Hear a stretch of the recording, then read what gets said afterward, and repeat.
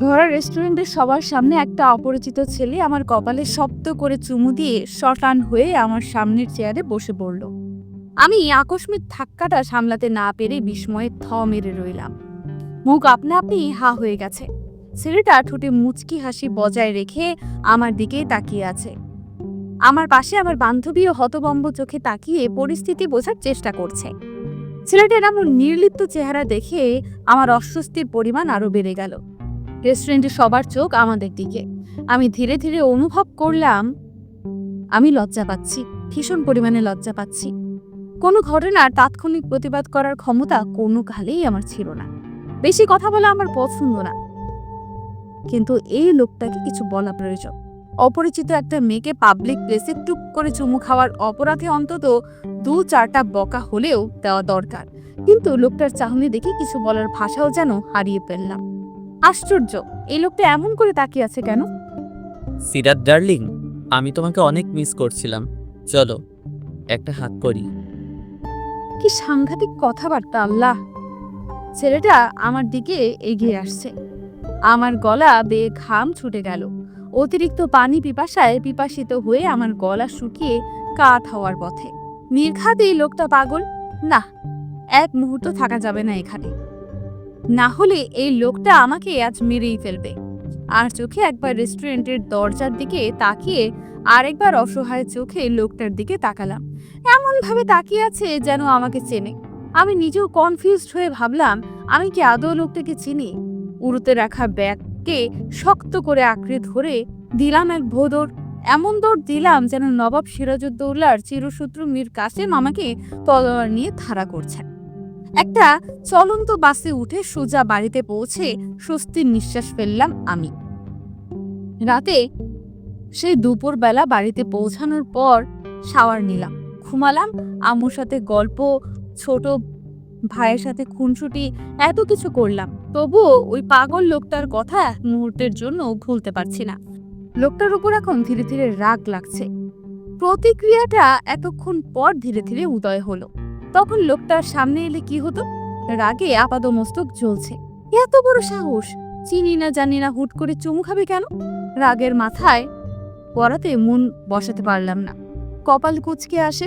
বারবার লোকটার চাহনি চোখের সামনে ভাসছে। ওই লোকটাকে আরেকবার সামনে পেলে মেরেই ফেলবো। বেয়াদব অসভ্য ইতর। কাঁদো কাঁদো হয়ে মায়ের সামনে গেলাম। মা, জানো আজ একটা লোক আমাকে কি করেছে?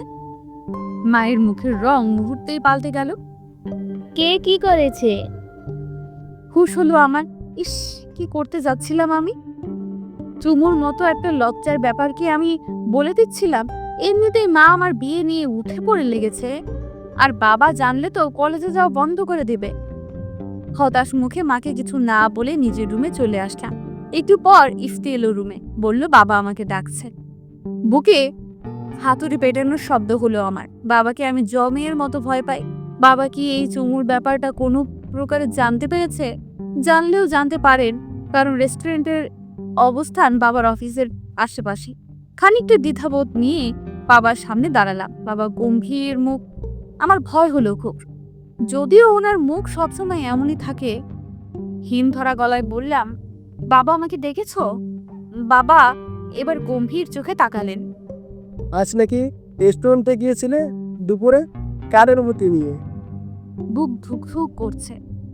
নির্ঘাত বাবা জানতে পেরেছে আজ আমাকে মেরেই ফেলবে হয়তো। মাকে বলে গিয়েছিলাম।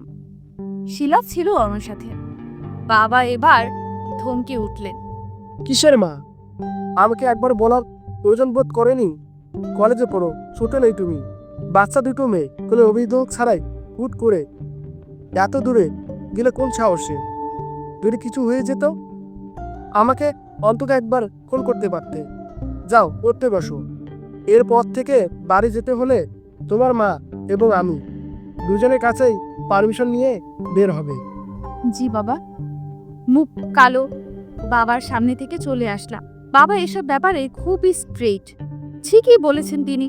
আজ যদি বড় কেউ আমার সাথে থাকতো তাহলে এমন অপ্রীতিকর পরিস্থিতির সম্মুখীন হতে হতো না। আমি আঞ্জুমান সিরাত, ইংলিশ নিয়ে অনার্স প্রথম বর্ষে অধ্যয়ন করছি। আমার ছোট ভাই ইফতি 4র্থ শ্রেণীতে পড়ে। বাবা মা আর আমার ছোট ভাই, মোট 4 জন সদস্য নিয়ে ছোট্ট পরিবার আমাদের। বাবা সরকারি চাকরিজীবী আর মা গৃহী। বাবা মার শাসনের কোনো কমতি রাখেনি, তবু এই ছোট্ট পরিবারের ভালোবাসার কমতি নেই। এক কথায় হ্যাপি ফ্যামিলি। ছোটবেলা থেকেই বেশ ভালোই ছাত্রী আমি। এই পড়াশোনার চক্কর আর বাবা মার চাপে কোনোদিন রিলেশনের মতো একটা সম্পর্কে জড়ানোর সময় সুযোগ হয়নি। টানা 1 মাসের পকেট মানি জমিয়ে আজ দুপুরে আমার বান্ধবী শিলার সাথে শহরের বেশ নামি দামি একটা রেস্টুরেন্টে চাইনিজ খেতে গিয়েছিলাম। সেখানেই ঘটলো অঘটন। এক অর্ধপাগল লোক আমার গালে চুমু দিয়ে আরো বলে, ডার্লিং চলো হাক করি।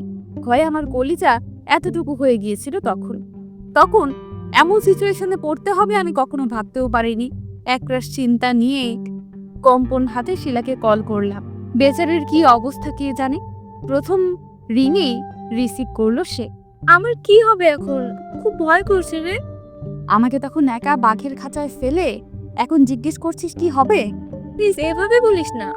শিলার ব্যবহার বরাবরই ওইরকম, ভালো করে কারোর সাথে কথা বলে না, বললেও ঘ্যাট ঘ্যাট করে বলে। আমি বেশিরভাগ সমস্যাই শিলা সলভ করে। ভয়ের এখনো কি দেখেছিস? ওই ছেলেটা কি করেছে জানিস? জোর করে তোর নাম্বার নিয়েছে। তুই দিয়ে দিতে পারলি নাম্বারটা? না নিয়ে কি করব? হুমকি দিচ্ছিল আমাকে, গান দিয়ে নাকি শুট করবে। ভয়ের পরিমাণটা আস্তে আস্তে বাড়তে লাগলো। তুই গুলি দেখেছিলি? না দেখিনি, তবে আমার মনে হয়েছে লোকটা মিথ্যে বলেনি। দোস্ত কি করবি, কিছু ভেবেছিস? ভাবাভাবি কিছু নেই। আমি এক্ষুনি মোবাইল সুইচ অফ করে রাখবো। বিকেল থেকে আননোন নাম্বার থেকে কল আসছে আমার মোবাইলে। শিলার কল কেটে আমি মোবাইলটা বন্ধ করে রাখলাম। হতে পারে ওই আননোন নাম্বারটা ওই পাগল লোকটার। ওই লোকটাকে এই জীবনে দেখেছি বলে মনে হচ্ছে না। তাহলে এসব করার মানে কি? আমার নাম্বার দিয়ে কি করবে? দেখে তো ভদ্রই মনে হয়েছিল, কারণ লোকটার রেস্টুরেন্টের দরজা দিয়ে ঢোকার সময়ই আমার নজর সেদিকে যায়। বেশ লম্বা চৌড়া, বেশ স্বাস্থ্যবান, স্যুট বুট পরে সাহেব সেজে শেষে কি না এমন এক অভদ্র কাজ করলো। এখন যদি আম্মু কোনোভাবে ব্যাপারটা জেনে যায়, আমার বিয়ে কনফার্ম করিয়েই ছাড়বে। আমি এখনই বিয়ে করতে চাইছি না। টেনশনে আমার সারা রাত আমি ঘুমাতে পারলাম না। এক প্রকার ছটফট করেই কাটিয়ে দিলাম। এক অজানা ভয়ে বুক দুরু দুরু করে কাঁপছিল। যখনই চোখে সামান্য লেগে আসছিল, তখনই মনে হয়েছে এই বুঝি কেউ আমার গালে চুমু দিল, এই বুঝি সর্বনাশ হলো। সারা রাত 2 গালে হাত রেখে কাটিয়ে দিলাম আমি। মনে মনে 1000 বার প্রার্থনা করতে লাগলাম আর কোনোদিন যাতে ওই লোকটার সাথে দেখা না হয়। যদি দেখা হয়, হয়তো এর চেয়েও ভয়াবহ কাজ করে বসবে লোকটা, আর আমিও কোনো প্রতিবাদ করতে পারবো না। কেন যে প্রতিবাদ করে সরাসরি কিছু বলার ক্ষমতা দেয়নি আল্লাহ, এখন আমার রাগ লাগছে। এইভাবেই এক অজানা আগন্তুকের ভয়ে সিরাতের সারা রাত ঘুম হলো না। শেষ রাতের দিকে একটু ঘুম এসেছিল, তারপর কখন যে ঘুমিয়ে পড়েছে জানা নেই তার।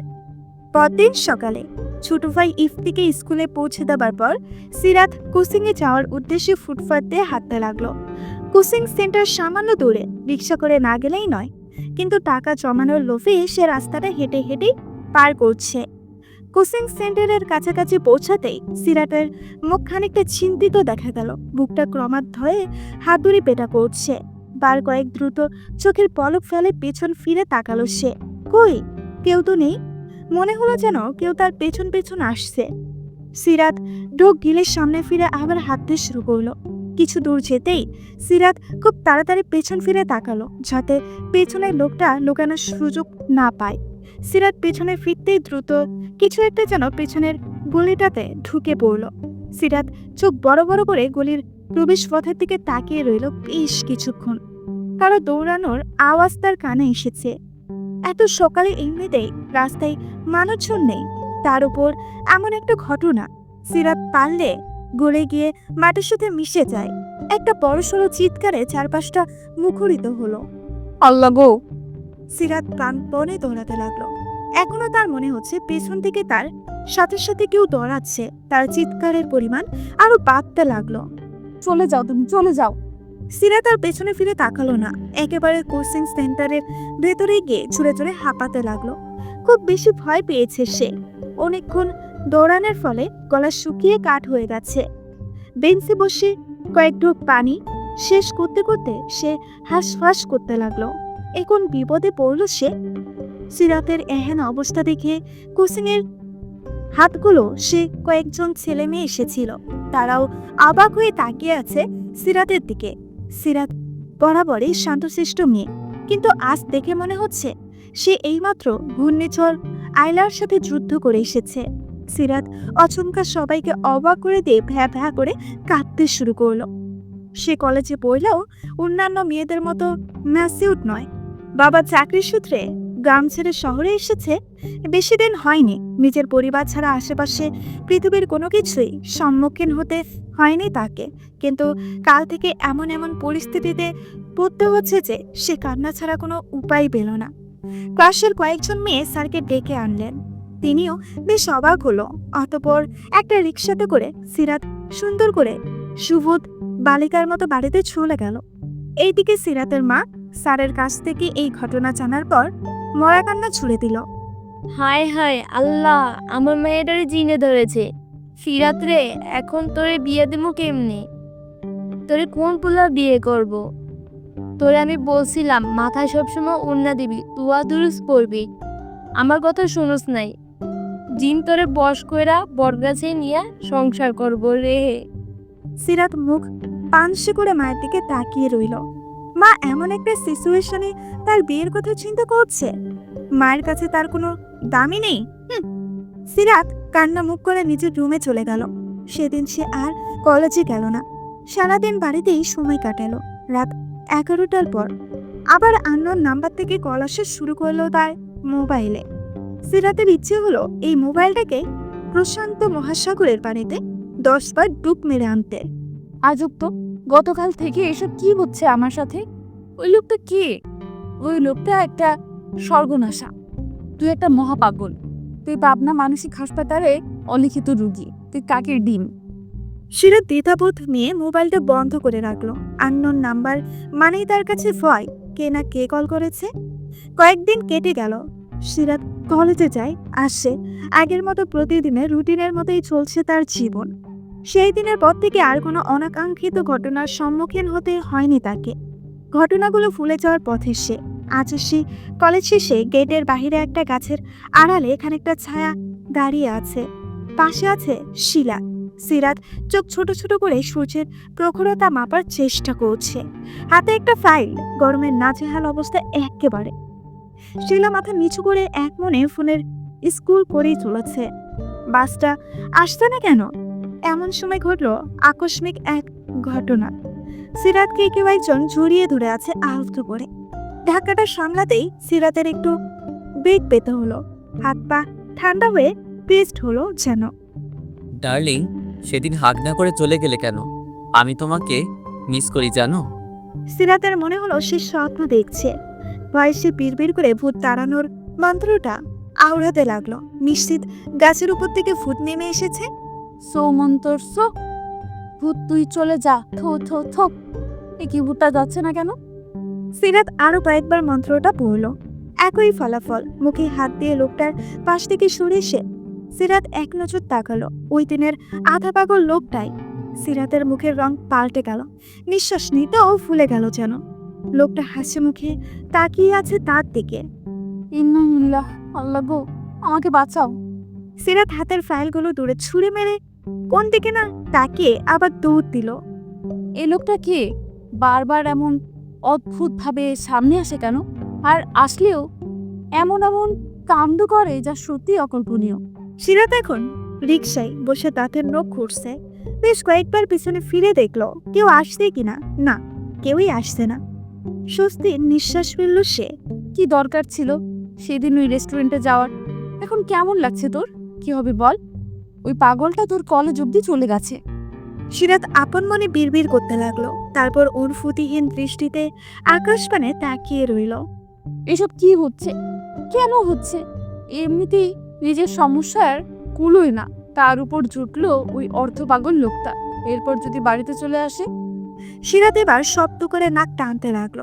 রিক্সাওয়ালা বার কয়েক পেছন ফিরে তাকিয়ে আবার নিজের কাজে মনোযোগ দিল। কাক ডাকছে। মধ্যাহ্নের সূর্যি মামাও যেন চলমান রিক্সাটার সাথে এগিয়ে চলেছে সামনে। সিরাত বাড়ির সামনে দরজাতে খেয়াল করলো অনেকগুলো অপরিচিত মানুষের জুতো। ভেতর থেকে হাসাহাসির শব্দ আসছে। তার মানে মা আবার পাত্রপক্ষ এনেছে। সিরাত ভয়ে ভয়ে কলিং বেলের সুইচ বোর্ডে চাপ দিল। এইবার না তার বিয়েটা হয়ে যায়। ধুর, এভাবে কি বাঁচা যায় নাকি? মরার উপর খরার ঘাট। হাসি মুখে দরজা খুললেও সিরাতের ভিতর চাহনি দেখে তিনি ধমক দিলেন। বানরের মতো চেহারা করে রেখেছিস কেন? ওরা তো তোর চেহারা দেখে মানা করে দিবে, বলবে তোকে জোর করে বিয়ে দিচ্ছে। সবার সাথে হাসি মুখে কথা বলবে। আয় ভেতরে আয়। তিনি সিরাতের হাত ধরে টেনে ভেতরে ঢুকালেন। তারপর রুমে নিয়ে গিয়ে সুন্দর গোলাপি একটা শাড়ি পরিয়ে দিলেন সিরাতকে। হাতে একটা নাস্তার ট্রে ধরিয়ে দিয়ে বললেন, এইবার যদি তোর বিয়ে না হইছে, আমিও সওদাগরের মাইয়া না। রাতে সিরাত শুনল তার বাবাই ওদের মানা করে দিয়েছে। তিনি এনজিও চাকরি করে ছেলে মেয়েকে দেবে না। সিরাত কথাটা শুনে পাইলে নেচে দেয়। বেশ হয়েছে, বেশ হয়েছে একদম। ছেলের মা বলে কিনা বিয়ের পর পড়তে দেবে না। কেন? বিয়ে করলে কি স্বামীকে গলার মালার মতো ঝুলিয়ে রাখতে হবে নাকি? পড়লে কি সমস্যা? হুঁ। যাক, অন্তত কিছুদিনের জন্য হলেও বিয়ে কথা উঠবে না বাড়িতে। সিরাত খুশি মনে পড়তে বসলো। জানালা দিয়ে হুড়মুড় বাতাসে টেবিলের সব বই যেন পাইলে উড়ে যায়। সিরাত বিরক্তি নিয়ে জানালার বাইরে চোখ রাখলো। নিমিষে রাত যেন বইয়ের পৃষ্ঠার মতোই উড়ে গেল। অকৃত্রিম চাঁদের আলোটা বড় মুগ্ধকর, সত্যিই মুগ্ধকর। সেদিন ছিল সোমবার। সিরাত যথারীতি কলেজ শেষ করে বাড়িতে ফেরার অপেক্ষায় বাসের জন্য দাঁড়িয়ে আছে। তার মতোই দাঁড়িয়ে আছে আরো অজস্র শিক্ষার্থী। সবার উদ্দেশ্যেই বাড়ি ফেরা। আকাশের অবস্থা ভালো নয়, যে কোনো সময় ঝমঝমিয়ে বৃষ্টি নামতে পারে। ছাতাও নেই সাথে। আজকাল আবহাওয়া যেন মানুষের সাথে মস্করা শুরু করেছে। এই রোদ, এই বৃষ্টি, কোনো নিয়ম নীতি মানে না। আর এটা বাংলাদেশ, ঋতু অনুযায়ী চলবে জানি, তা না করে সব মিলেমিশে একাকার করে ফেলেছে। মৃত বাতাস বইছে। সিরাতের বাসটা মিস হয়ে গেছে। বাস এসেছিল ঠিকই, কিন্তু মানুষের হুড়হুড়িতে সে উঠতে পারেনি। এখনো নিজেকে মানিয়ে নিতে পারেনি সে এই শহরের সাথে। পরের বাসটা কখন আসবে জানা নেই তার, তবুও দাঁড়িয়ে আছে সে। একটু পর পর চোরা চোখেও তাকাচ্ছে এইদিক ওইদিক। ওই পাগল লোকটা না আবার উদয় হয়। সিরাতের ভয়টাই সত্যি হলো। অবাকের সাগরে ডুব দিয়ে সে খানিকের জন্য ধ্যান হারিয়ে ফেলল। লোকটা এবার তাকে পালানোর কোনো সুযোগ দিল না। লোকটা তাকে কোথাও টেনে নিয়ে যাচ্ছে। সিরাতের মাথায় এবার ভন ভন করতে শুরু করলো। ইচ্ছে করলো লোকটাকে সে নিজের খরচে পাবনা পাঠিয়ে দেয়। ওনার আরো দীর্ঘমেয়াদী চিকিৎসা প্রয়োজন। তার মানে আপনি সত্যিই পাগল? আমি অনেক আগে রিকভার করেছি রাত। Now I am totally fine. না না, আপনি এখনো পাগল। যেমন তেমন পাগল না, একটা বদ্ধ পাগল। সিরাত এবার একটু নিজেকে গুটিয়ে নিল। এই লোকটা তো আসলেই পাগল। গলা শক্ত করে কিছু বলার চেষ্টা করলো, কিন্তু সমস্যা হলো। গলা শক্ত হয়ে গিয়েছে। তার কণ্ঠ আরো নরম শোনায়। আপনি আমার সাথে এমন করেন কেন? লোকটা এবার নিজের মাথার ঝগড়া চুলগুলোকে হাত দিয়ে এলোমেলো করে মাথা নিচু করে লজ্জা নিবারণের চেষ্টা করলো। ঠোঁট বাঁ দিকে প্রসারিত করে বলল, তোমাকে লজ্জা পেতে দেখলে, ভরকাতে দেখলে আমার ভীষণ ভালো লাগে। আপনি আমার পিছু কেন নিয়েছেন? আপনি আর আমার সাথে কোনো অশোভন আচরণ করবেন না, বুঝেছেন? সিরাত মুখে রক্তিম আফা নিয়ে দেখলো। লোকটা তার কথা শুনে আবারও হাসছে। আজব তো, সে কি হাসার মতো কোনো কথা বলেছে? তার কণ্ঠস্বর কি কঠিন শোনায়নি? সিরাত গলা খাকারে দিয়ে ঢুক গিলল একটা। তার লজ্জা লাগছে। লোকটা এমন কেন? মিস আঞ্জুমান সিরাত, তুমি কি জানো আমি গত 1 বছর ধরে তোমাকে পাগলের মতো খুঁজছি। আমি একজন এনএসআই অফিসার। সময় সুযোগের অভাবে তোমাকে আমি হারিয়ে ফেলেছিলাম সেদিন, কিন্তু অ্যাট লাস্ট তোমার খোঁজ পাই গত 2 মাস আগে। সেই থেকে শুরু। লোকটা বিরতিহীনভাবে আরো বলতে লাগলো, হুটহাট লজ্জা পাওয়া মেয়েটাকে আমার ভীষণ ভালো লেগে গেল একদিন। সে নিজেতেই সীমাবদ্ধ জানি, কিন্তু আমার একদিন ইচ্ছে জাগলো, ইস যদি তার পৃথিবীতে আমিও থাকতে পারতাম। আমি ধীরে ধীরে অনুভব করতে লাগলাম তুমি আমার কাছে অনেক স্পেশাল একজন, খুবই স্পেশাল। আমার জীবনে তোমার উপস্থিতি খুবই জরুরি। আমি তোমাকেই চাই। তুমি আমার আশেপাশে থাকলে আমার কি যে হয়ে যায় রাত, আমি জাস্ট বোঝাতে পারবো না। একটু ছোটখাটো চিৎকার দিল। নাউজুবিল্লাহ নাউজুবিল্লাহ, ছি! আপনার লজ্জা করছে না? আপনি একটা মেয়েকে এসব বলছেন? এসব কথা শুনে আমার নিজেরই তো কেমন কেমন লাগছে। আপনি আমার সামনে আর আসবেন না, কখনোই আসবেন না। সিরাত ডোর খুলে বেরিয়ে এলো। কি অসভ্য লোক রে বাবা, অসভ্যের মতন তার সাথে বেরিয়ে এসেছে। লোকটা আবার পেছন পেছন আসছে কিনা দেখার জন্য। সিরাত পেছনে ফিরে তাকালো। লোকটার মুখে হাসি নিয়েই তাকিয়ে আছে। তাড়াতাড়ি ঘাড় ফিরিয়ে সামনে তাকাতেই পেছন থেকে একটা আওয়াজ আসলো। তুমি হাজারবার বললেও তোমাকে ছাড়ছি না রাত। তুমি যেখানে আমিও সেখানে। আমার নামটা মনে রেখো, সাবির, সাবির মোস্তফা। সিরাত বিড়বিড় করল। সাবির না কাবির? অসভ্য পাগল অফিসার। সিরাত বাড়ি আসতেই মাকে ব্যাগ গুছাতে দেখে জিজ্ঞেস করলো, মা কোথায় যাচ্ছ? আমরা কি আজ কোথাও যাচ্ছি? সিরাতের কথায় তার মা বেশ রেগে গেল। কোথাও যাচ্ছিস মানে? তোর ছোট খালা তানিশের আকত, তুই জানিস না? আমার হয়েছে যত জ্বালা। কি পড়ালেখা করিস রে তুই? সামান্য এই কথাটা মনে রাখতে পারলি না? সিরাত ভাবুক কণ্ঠে বলল, আমাদের তো কাল যাওয়ার কথা। হ্যাঁ, কিন্তু তোকে তো সকালেই বললাম আজই যাব আমরা। কাল থেকে হরতাল চলবে, গাড়ি ট্রেন সব বন্ধ। তখন গিয়ে লাভ কি? সিরাত বিরস মুখে নিজের রুমে ব্যাগ গুছাতে চলে গেল। হাজারবার ভেবেও কুল করতে পারল না যে তার মা আসলেই সকালে যাওয়ার কথা বলেছিল কিনা। আবার মনে মনে খুশিও হলো গ্রামের বাড়িতে যাবে বলে। ওই পাগল লোকের কথা কয়েকদিনের জন্য অন্তত ভোলা যাবে। তানিশা আন্টির সাথেও বেশ মজা করা যাবে। খুশিতে সিরাতের বাকম অবস্থা। প্রথম ট্রেন, বাস, তারপর ফেরিতে করে নদী পার করে অবশেষে সিরাত তার পরিবার পৌঁছলো তাদের মামা বাড়ি। দীর্ঘ পথ পাড়ি দিতে গিয়ে সবার নাজেহাল অবস্থা। গভীর রাত, সবাই প্রায় ঘুমিয়ে গেছে। শুধুমাত্র বড় মামি আর মেছো মামি সিরাতরা আসবে বলে জেগেছিল। ফ্রেশ হয়ে কোনো রকম কম কথায় খেয়ে দিয়ে ঘুমাতে চলে গেল। এর মাঝে হুট করে সিরাতের বাটন ফোনে কল আসায় তার মা আর বাবা দুজনে ফ্রু কুসকিয়ে তাকালো। সিরাতের বাবা গম্ভীর গলায় বললেন, এত রাতে তোমাকে কে কল করেছে? সিরাত ভয়ে এতটুকু হয়ে গেল। এই আননোন নাম্বারের চক্করে তার বাবা পর্যন্ত তাকে সন্দেহ করছে। আমতা আমতা করে বলল, শিলা বাবা, আমি পৌঁছেছি কিনা তাই জিজ্ঞেস করতে কল দিয়েছে হয়তো। ও কিভাবে জানলো যে তুমি আজ এখানে আসবে? সিরাতের গলা বেয়ে টুপটাপ ঘাম ঝরছে। মিথ্যে কথা বলার সময় তার গলা কাঁপে। আমি শিলাকে আজ কলেজে বলেছিলাম বাবা, ও আমার খুব ভালো বান্ধবী, অনেক খেয়াল রাখে। সিরাতের মা তীক্ষ্ণ চোখে তাকিয়ে আছে। দেখে মনে হবে কোনো কিছুর সীমাকরণ মেলাতে চিন্তায় তিনি মগ্ন। সিরাতের বাবা এবার বললেন, তোমার মোবাইল দেখবে কি? অমনি সিরাতের মুখ শুকিয়ে গেল। ভয়ে তার হাঁটু কাঁপাকাঁপি শুরু হয়ে গেছে। এখন যদি বাবা ওই নাম্বারটা শিলার নয় তা বুঝতে পারে তো কি হবে? মোবাইলটাতে স্পষ্ট নাম্বারটা আনসেভড করা। মিথ্যে বলার কারণ জানতে চাইলেই বা কি বলবো? এর আগে অনেকবার বাবার ফোন চেক করেছে, কিন্তু তখন এত ভয় লাগেনি। এই আননোন নাম্বারের চক্করে বাবা মায়ের কাছে কি ছোট হব? সিরাতকে ভীতু চোখে কাঠ হয়ে দাঁড়িয়ে থাকতে দেখে তার বাবা আবারও ধমকালেন, তোমাকে কি বলছি শুনতে পাচ্ছ না?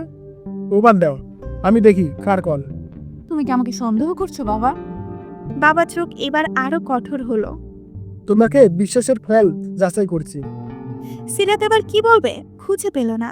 মোবাইলটাকে মুঠ করে শক্ত হাতে ঠায় দাঁড়িয়ে রইল। মনে মনে প্রার্থনা করলো, আল্লাহ এইবারের মতো বাঁচিয়ে দাও। এমন সময় সিরাতের ছোট খালা তানিশা রুম থেকে বেরিয়ে এলো। সিরাতকে দুই হাতে জড়িয়ে ধরে ঘুম ঘুম কণ্ঠে বলল, তোরা চলে এসেছিস? খেয়েছিস কিছু? চল আমার সাথে ঘুমাবি তুই। সিরাতের বড় মামিও তানিশার সাথে তাল মেলালো। হ্যাঁ, নিয়ে যাও তো। দেখ, দুজন মিলে মেয়েটার সাথে কি শুরু করে দিয়েছে। কে না কে কল করেছে। ও তো বললো ওর বান্ধবীর কল। এত পুলিশি জেরার কি আছে? তানিশা, যাও, সিরাতকে নিয়ে ঘরে যাও। বড় মামির কথায় সিরাতের মা বাবা আর কোনো কথা বলার সুযোগ পেল না। তানিশা সিরাতের ব্যাগ উঠিয়ে সিরাতকে নিয়ে নিজের রুমে চলে এলো। সিরাত মনে মনে স্বস্তির নিঃশ্বাস ফেলল, বাঁচে গেল। তানিশা হলো সিরাতের ছোট খালা। সিরাত তাকে আন্টি বলেই ডাকে। তাদের বয়সের পার্থক্য মাত্র 4 বছর। সিরাতের মা ভাই বোনদের মধ্যে সবাই বড়। তার বিয়ের 2 বছর আগে তানিশার জন্ম হয়। সিরাতের সাথে তার গলায় গলায় ভাব। সে সিরাতকে কত কিছুই বোঝাক না কেন, সিরাত সিরাতই, একেবারে ঘুর কোনো, খুবই অল্পভাষী। ক্লাসে কোনো পড়া না বুঝলেও তার ক্ষমতা নেই টিচারকে আরেকবার বলতে যে স্যার আমি বিষয়টা বুঝিনি। কিন্তু তানিশা একেবারেই উল্টো, সিরাতের বিপরীতমুখী। তবুও তাদের গলায় গলায় ভাব। রুমে আসতেই সিরাত আবার কেঁদে দিল। শুকনো মুখে কাঁদতে কাঁদতে বলল, তানিশা আন্টি, আমাকে না একটা লোক কি করেছে জানো? আমি নিশ্চিত ওই পাগল লোকটাই আমাকে কল করে। সিরাত একে একে সব ঘটনা তানিশাকে খুলে বলল। তানিশা বিস্ময়ে থ হয়ে যাবার মতো অবস্থা। এটা আবার কেমন ছেলে? আসলেই পাগল নাকি? সে বোঝানোর ভঙ্গিতে সিরাতকে বলল, তুই চিন্তা করিস না, তোর মোবাইলটা আপাতত কয়েকদিনের জন্য আমার কাছে রাখ, টেনশন মুক্ত থাক, আমার আদ্য অনুষ্ঠান এনজয় কর। তানিশার এক কথায় সিরাত নিজের মোবাইল দিয়ে দিল। এই মোবাইলটাকে আর সহ্য হচ্ছে না। তানিশা মোবাইলটাকে ডয়ারে রাখতে যাবে, তার আগেই কল আসা শুরু হলো। কয়েকবার কল কেটে দিলেও আবার শুরু। তানিশার মেসেজ খারাপ হয়ে গেল। কল রিসিভ করে এক লম্বায় বলতে লাগলো, থাবর ছিলস তুই? এত রাইতে মাইয়া মানুষের মোবাইলে কল করস? তুই তো বেড়া লুচ্চা, বেহায়া, বেসরম। সামনে থাকলে জুতা দিয়া মালা গলা দিতাম তোর, তো 14 গোষ্ঠী বাদেন না। ওপাশে লোকটা কি বললো শোনা গেল না। খানিকক্ষণ পর তানিশা চেতে গিয়ে আরো বড় বড় করে বলল, কি কইলি তুই? আমারে ভয় দেখাস? সিরাত তোর কি লাগে? সিরাতরে দিয়ে কি করবি? আমার ভাষা খারাপ? তোর সাহস থাকলে গঞ্জের সদাগর বাড়িতে আয়। সিরাত এতক্ষণ চোখ বড় বড় করে তাকিয়ে তানিশার বকবকানিগুলো শুনছিল। শেষের দিকে তার মামা বাড়ির ঠিকানা বলে দেবার কপাল চাপড়ালো। মোবাইলটা তানিশার কাছ থেকে প্রায় ছিনিয়ে নিয়ে কলটা কেটে দিল। তারপর ভয়ে ভয়ে কণ্ঠে বলল, আন্টি, এটা কি করলে তুমি? ঠিকানা দিয়ে দিলে কেন? এখন যদি এখানেও চলে আসে কি করব তখন? আসলে আসবে, আসার জন্য তো এত কিছু বললাম। আমি দেখতে চাই লোকটা আসলে কে। তানিশা স্বাভাবিক কণ্ঠে উত্তর দিল, আন্টি, তুমি জেনে বুঝে এটা করতে পারলে? এটা যদি ওই লোকটা হয় তাহলে আমার কপালে শনি আছে। আর ধুর, এত ভয় পাচ্ছিস কেন? তুই কোনো কারণ ছাড়াই ভয় পাস সবসময়। এখানে আসা এত সহজ নাকি? চল ঘুমো, যা হবে দেখা যাবে, আমি আছি না। সিরাত মুখ কাছামাছু করে একপাশে শুয়ে পড়ল। মনে সংশয়ের দানা বিচ্ছে। কি হবে সামনে? ওই লোকটা যাতে আর ওর সামনে না আসে আল্লাহ। মামা বাড়িতে সিরাতের সময় বেশ ভালোই কাটছে। সকল মামাতো ভাই বোনদের সাথে মজা আড্ডায় বেশ ভালোভাবে মেতে আছে সে। প্রতি বিকেলে গ্রামে ঘুরতে বের হওয়া, সকলের সাথে বসে নাস্তা করা, রাতে না ঘুমিয়ে সবাই একসাথে গল্প করে রাত পার করে দেওয়া, ডিভিডি প্লেয়ারে গান বাজিয়ে নাচা, খুব সুন্দর সময়গুলো যেন চোখের পলকেই চলে গেল। এর মধ্যেই একদিন শুভক্ষণে তানিশার আকত হয়ে গেল। তানিশাকে এখনই উঠিয়ে নেওয়া হয়নি। তার বর আফ্রোডে একটা কোম্পানিতে কর্মরত। 1 মাসের ছুটিতে এসেছিল মাত্র। পরে 6 মাসের ছুটি নিয়ে আসলে বড় করে অনুষ্ঠান করে তানিশাকে শ্বশুরবাড়িতে তুলে দেওয়া হবে। সিরাতের মা, ভাই, বোনদের সবার বড় হয় তার কাজের অন্ত নেই যেন। এই কারণে আকদ অনুষ্ঠান শেষ হবার পরে তাদের বেশ কয়েকদিন এখানেই থাকতে হবে। এই নিয়ে সিরাত আর তার ভাই ইফতির খুশির সীমা নেই। ইফতি এখানে এসে দৌড়াদৌড়ি শুরু করে দিয়েছে। শহরে থাকলে সারাদিন চুপচাপ বসে থাকে, খেলার মতো কেউ নেই। বিকেলবেলা সবার নাস্তার পর্ব চলছে। বাড়িতে এখনো বেশ কয়েকজন মেহমান রয়ে গেছে। সিরাতের বাবা গেছে তাদের দাদু বাড়িতে। মা সারাদিন ব্যস্ত থাকে, শুধু খাওয়ার সময় যা একটু সিরাত আর ইফতিকে নজরে রাখেন। নাস্তার শেষে সিরাত আর তানিশা বের হলো বাড়ির সামনে উঠানে হাঁটতে। তানিশাকে দেখে মনেই হবে না সে একজন কোণে। বাকিদের মতোই হেসে খেলে ঘুরে বেড়াচ্ছে, খাচ্ছে দাচ্ছে, মুখে লজ্জার কোনো আফা নেই। ওরা কথা বলতে বলতে অনেক দূর হেঁটে চলে এলো। ইফতি সিরাতের এক আঙুল ধরে লাফাতে লাফাতে হাসছে। গুধুলির আলোমাখা আকাশপটে বড়ই স্নিগ্ধ দেখাচ্ছিল। পাখিরা ধীরে ধীরে নিড়ে ফিরছে। ওরা একটা পেয়ারা বাগানে এসে পা থামালো। বড় বড় ডাসা পেয়ারা ধরেছে। ইফতি বায়না করেছে সে পেয়ারা খাবে। তানিশা আশেপাশে তাকালো, বাড়িঘর চোখে পড়ছে না, কোনো মানুষজন নেই। সিরাতকে উদ্দেশ্য করে বলল, তুই দাঁড়া এখানে, আমি ইফতিকে নিয়ে পেয়ারা পাড়তে যাচ্ছি, বাস পাই নাকি একটা দেখি। সিরাত আশেপাশে তাকিয়ে ভয়াতুর কণ্ঠে বলল, আমি একা দাঁড়িয়ে কি করব? আরে কেউ আসছে নাকি? পাহারা দিবি গাধি? কেউ আসলে আমাদেরকে বলবি। আর ইফতি চল। তানিশার ইফতি চলে গেল পেয়ারা বাগানের ভেতরে। আর এদিকে সিরাত অস্থির পায়ে এইদিক ওইদিক হাঁটছে। আবার উকি দিয়ে দেখতে লাগলো কেউ আসছে কিনা। বেশ অনেকক্ষণ হয়ে গেল তানিশা আসছে না। সিরাতের এবার ভয় করছে। ইতি উতি করে তাকিয়ে তানিশাকে বেশ কয়েকবার ডাকলো। তার আওয়াজ সামনে নারিকেল গাছটা পর্যন্ত পৌঁছেছে কিনা সন্দেহ। এবার ঘটল এক অদ্ভুত ঘটনা। কেউ সিরাতকে পিছন থেকে ঝাপটে ধরল। সিরাত চিৎকার দেওয়ার ক্ষমতাও হারিয়ে ফেলল। কান্না মুখ করে বলল, আমি চোর না, আমি চুরি করিনি, সত্যিই আমি কিছু করিনি। আগন্তুকটাকে ছেড়ে দিয়ে বলল। তুমি তো সবচেয়ে বড় চোর, হৃদয় হরণকারিনী। সিরাত এক ছটকায় পেছন ফিরে তাকালো। একটা চিৎকার দিতে চাইলো, কিন্তু তার আগেই সাফির অর্থাৎ ওই আগন্তুক তার মুখ চেপে ধরলো। সামনে থেকে ভেসে এলো এক আওয়াজ। এই ছেলে, তোমার সাহস তো কম না? তুমি ওকে জড়িয়ে ধরলে কেন? সাবিরের চোখ মুখ কঠোর দেখালো খুব। ঠোঁট বা দিকে চেপে হাসলো সে। সাহসের কি দেখেছেন আপু? বলেই সে সিরাতকে কাছে টেনে আরো একবার ছড়িয়ে ধরলো। সিরাতের মাথা আবার ভন ভন করতে শুরু করলো। এই মুহূর্তে ও যে কোনো পাল্টা প্রতিক্রিয়া করা উচিত। তা যেন ফুলেই গেল। ইত্তে দুই হাতে দুইটো পেয়ারা নিয়ে হা করে তার দিকে তাকিয়ে আছে। তানিশা আন্টির চেহারা দেখেই বোঝা যাচ্ছে সে বেশ অবাক হয়েছে।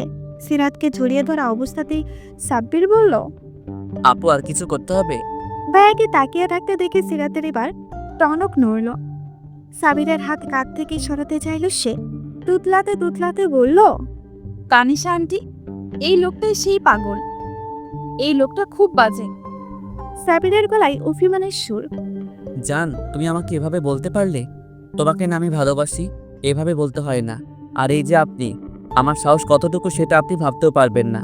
শুধুমাত্র সিরাতের জন্য আমি সহ্য করছি। এখনো চেনেননি আমাকে। সাবির কথাগুলো বেশ গভীর শোনালো। তানিশা সাবিরকে আলাগোলা স্ক্যান করলো একবার। বেশ বলিষ্ঠ শরীর, বাম হাতের কালো রোলেক্স ঘুড়িয়ার পায়ের চকচকে শো দেখে আন্দাজ করলো ছেলেটা বেশ অফিসার পরিবারের। কথা বলার ধরনও দারুণ। মনে মনে হাসলো তানিশা। বিড়বিড় করলো সে। পেয়ে যাচ্ছে বটে। পরক্ষণে নিজেকে সামলে নিয়ে গলা খাকারি দিয়ে বলল, তুমি আমার সামনে আমার ভাগ্নিকে জড়িয়ে ধরে তোমার সাহস দেখাচ্ছ? তুমি তো বেশ খারাপ। সাবির বলতে দিল না। ও, আপনি তাহলে সিরাতের খালা? সরি শাশুড়ি মা, আসলে বুঝতে পারিনি, মাফ করবেন। তখন আপু ডাকলাম, এবার থেকে খালা শাশুড়ি বলেই ডাকবো। তানিশা পিকু পুনে সিরাতের দিকে তাকালো। সিরাতকে দেখে মনে হবে সে যে কোনো মুহূর্তে কেঁদে দিতে পারে। ইফতি যদি বাড়িতে গিয়ে মাকে বলে দেয় তাহলে তো সব শেষ। এক ধাক্কায় সাবিরকে দূরে সরিয়ে দিল সে। বোকা বোকা কণ্ঠে বলতে লাগলো, আপনি এখানেও চলে এসেছেন? আপনাকে না বলেছিলাম আমার সামনে আসবেন না? আপনি এক্ষুনি চলে যান প্লিজ। বাড়ির কেউ দেখলে সর্বনাশ হয়ে যাবে। আল্লাহর দোহাই আপনাকে, আপনি আমার সাথে যা করেছেন, আমার জায়গায় অন্য কোনো মেয়ে থাকলে এসব একদমই সহ্য করতে পারতো না। আমার মতো হ্যান্ডসাম ছেলে দেখলে মেয়েরা এমনিতেই গলায় ঝুলতে চায়, আর তুমি আমাকে দেখলে শুধু চলে যান চলে যান, পালাই পালাই করো।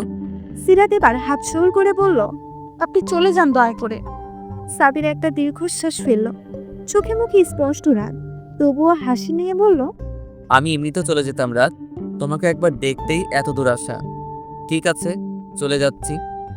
সাবির পেয়ারা বাগানের সামনে ছোট্ট গেটটা পেরিয়ে হেঁটে চলে গেল। পথের বাঁকে ধীরে ধীরে অদৃশ্য হয়ে গেল। সিরাত তানিশা সবার চোখ সাবিরের দিকে স্থির। চারিদিকে আধার নেমে আসছে। কোনো এক অচেনা পাখি ভুতুরে কণ্ঠে ডাকছে। তানিশার গলায় হতাশার সুর। এভাবে না বললেও পারতেছি রাত। ছেলেটাকে আমার খারাপ মনে হয়নি, যা একটু পাগলাটি স্বভাব, তাও তোর জন্য। সিরাত আরো হতাশাভাবে উত্তর দিল, তুমি আমাকে কি করতে বলো আন্টি? কেউ যদি দেখে ফেলতো? তোমার বোনকে তো চেনোই, 2 দিন পর পর সম্বন্ধ আনছে, তার উপরে এই লোকটা। এসব কি কখনো সম্ভব? তুমিই বলো। আমি এসবে জড়াতে চাই না। আমার কোনো ব্যক্তিত্ব নেই, ঠিকঠাক কথাটাই বলতে পারি না। সবচেয়ে বড় কথা, আমি নিজের ক্যারিয়ার নিয়ে ভাবছি আন্টি। আমার এসব ভালো লাগছে না। কত বয়স আমার? মা কেন আমার বিয়ে দিতে চাইছে? আমার স্থানে যদি কোনো ছেলে থাকতো, তখন কি তাকে বিয়ে নিয়ে এত কথা শুনতে হতো? আমাকে কেন সব সময় বোকা হতে হবে? সব সময় বাবা মার ভয়ে তটস্থ থাকতে হবে? আমি কেন কেন প্রতিবাদ করতে পারি না? আল্লাহ কেন আমাকে এত ভীতু বানিয়েছে? সিরাতের অসহায় কণ্ঠে গুমড়ে কেঁদে দিল। নিজের প্রতি ব্যর্থতার সে নিরাশ। তানিশা তাকে সামলালো। ছি, এসব বলতে হয় না, পাপ হয়। প্রত্যেকজন মানুষই সেরা, নিজস্ব স্বকীয়তায় প্রত্যেক মানুষ সেরা। আমাদের শুকরিয়া আদায় করা উচিত। তোর জীবনও একদিন ভীষণ সুন্দর হবে সিরাত, একটু ধৈর্য ধর, চল বাড়ি ফিরে যাই।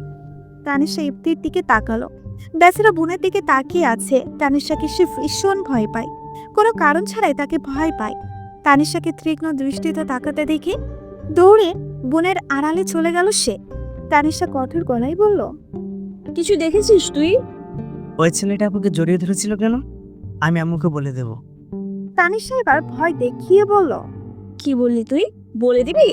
ঠিক আছে, তোকে আমি রাত 3টায় তেঁতুল গাছের তলায় রেখে আসবো। একটা রাক্ষসী বুড়ি তোকে চিবিয়ে চিবিয়ে খাবে, রেখে আসবো। এবার বল, কিছু দেখেছিস? ইফতি এবার ছুঁড়ে ছুঁড়ে ডানে বামে মাথা নাড়ালো, যার অর্থ সে কিছুই দেখেনি। খানিকটা আধারের ভিড়ে সিরাতকেও ধীরে ধীরে বাড়িতে ফিরে গেল। বাড়িতেও সবকিছুই স্বাভাবিক, কেউই তাদের খুঁজেনি। শুধু তানিশাকে ওর ভাবি খুঁজছিল কিছু একটা বলার ব্যাপারে। কেটে গেল আরো কয়েকটা দিন। সিরাতের এবার শহরে ফেরার পালা এলো। বাবার অফিস, ভাইয়ের স্কুল, সিরাতের কলেজ সবকিছু মিলিয়ে আর থাকা চাপে না। সিরাত খুশি মনে ব্যাগ প্যাক করছে, কারণ তানিশাও যাবে তাদের সাথে। সিরাতের মা নিজেই বলেছে কয়েকদিন থেকে আসতে সিরাত বাড়িতে মনমরা হয়ে থাকে। দুইজন কয়েকদিন একসাথে থাকলো, ঘুরলে ফিরলে বন্ধ হবে না। তানিশা যাওয়ার ইচ্ছে হলো, কারণ ওই ছেলেকে নিয়ে তার কৌতূহল কাটছে না। কিছু একটা ব্যাপার তো আছেই ওই ছেলের মধ্যে। সেদিন তানিশাও সিরাতের সাথে শহরে চলে আসে।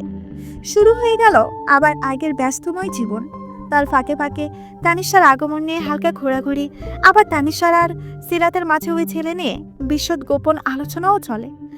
সিরাত শুধু শুনে আর তানিশা কৌতূহল নিয়ে একটার পর একটা কথা বলেই যায়। আচ্ছা, ওই ছেলে কে? কেন এমন করে? ওই ছেলে কি সত্যি পাগল? কই, দেখে তো মনে হয় না। ছেলেটা আগে কোথাও দেখেছিল তোকে? বাপ রে বাপ, এক নজর দেখতে একেবারে গ্রামে চলে গিয়েছিল। কেমন ভালোবাসে তোকে, বুঝছিস কিছু?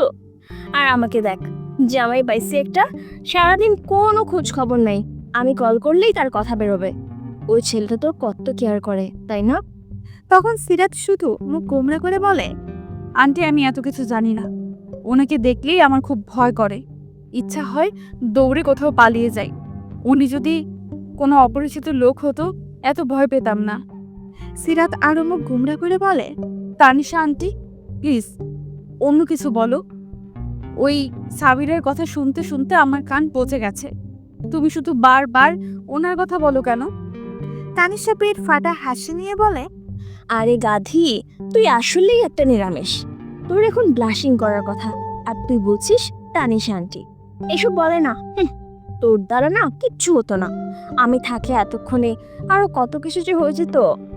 তুই তো এখনো চলে যান, কথা বলবেন না, এগুলো তুই পড়ে আছিস। সিরাত অনেকক্ষণ ভেবেও তানিশার কথার অর্থ ভুল করতে পারল না। এতক্ষণে কি হয়ে যেত আন্টি? তানিশা শুধু বিরস ভঙ্গিতে তাকালো।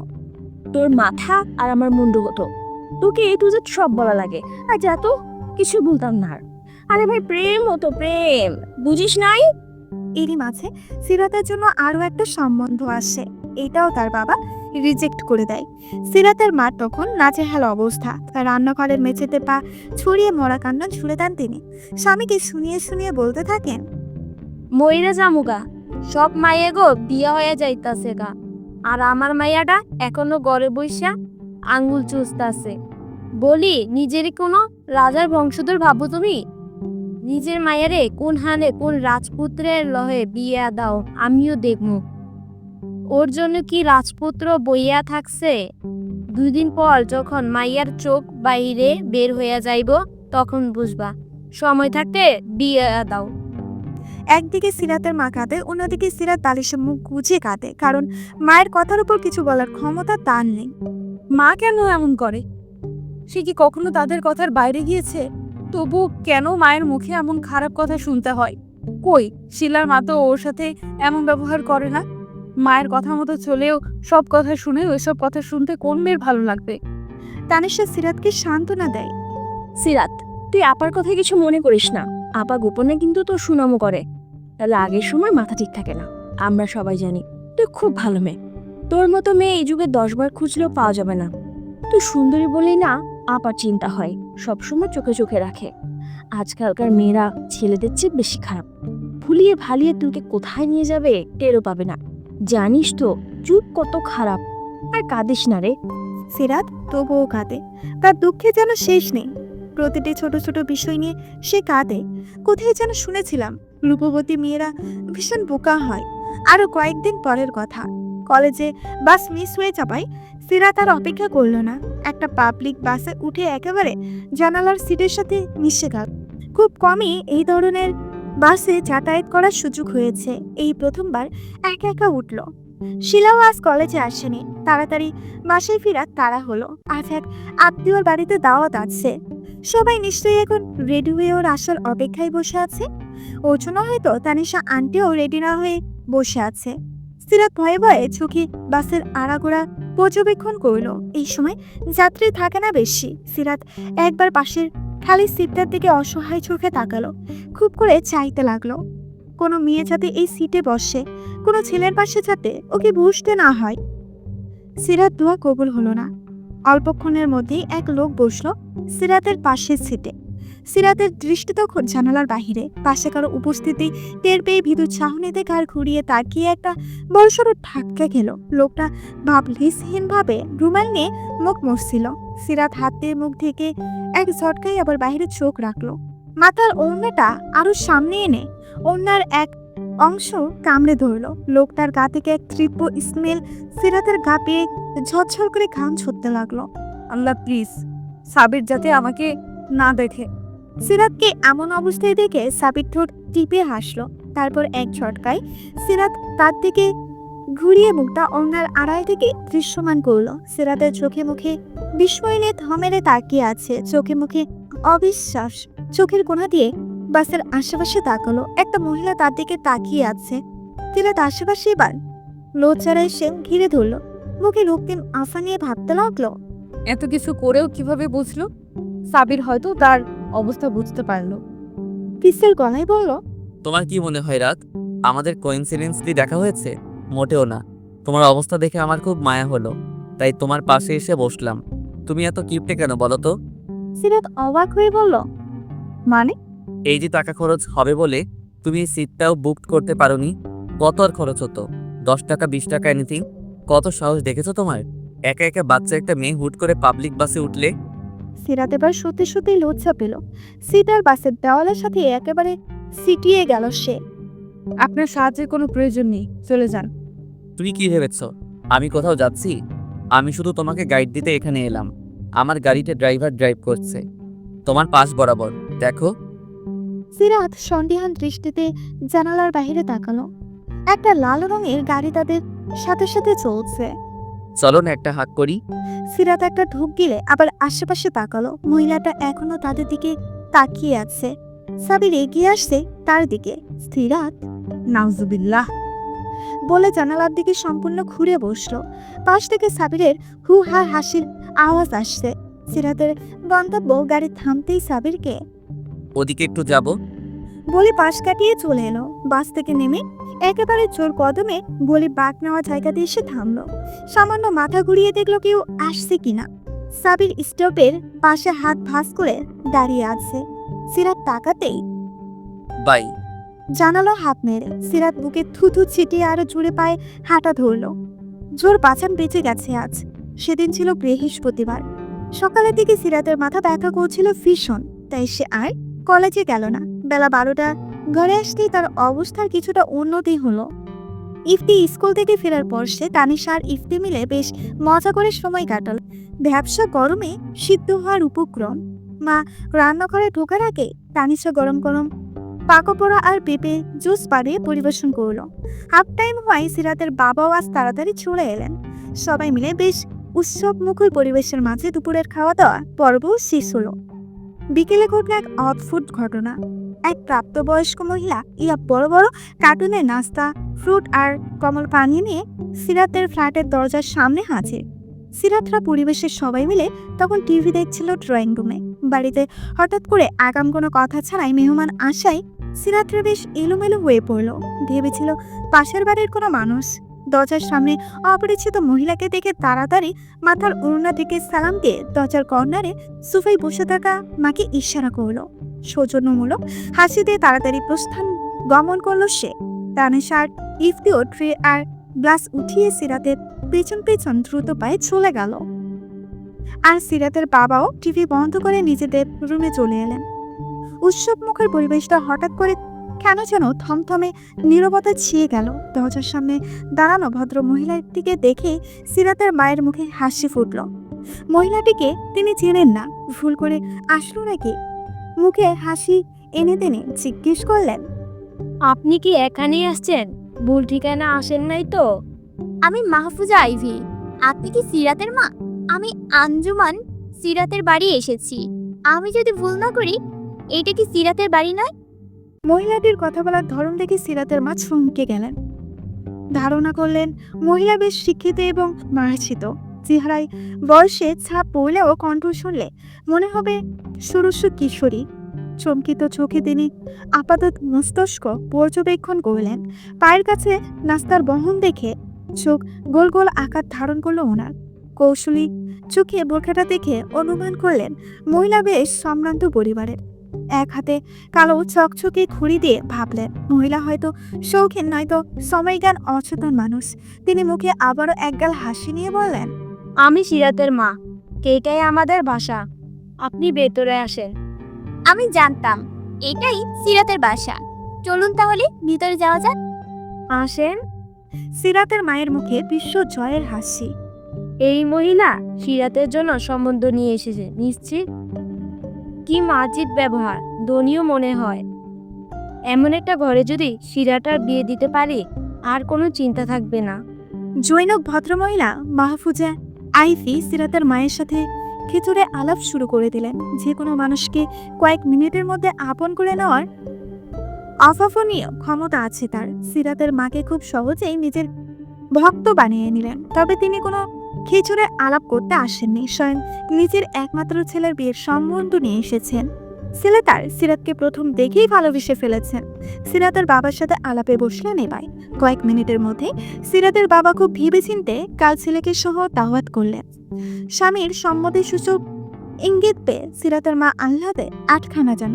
সিরাতের জন্য হঠাৎ এত বড় বাড়ি থেকে সম্বন্ধ আসা, সিরাতের বাবার গোপন সম্মতি, কাল ছেলেকে সহ নিমন্ত্রণ, সব যেন কেমন কাকতালীয়ভাবে ঠিক হয়ে গেল।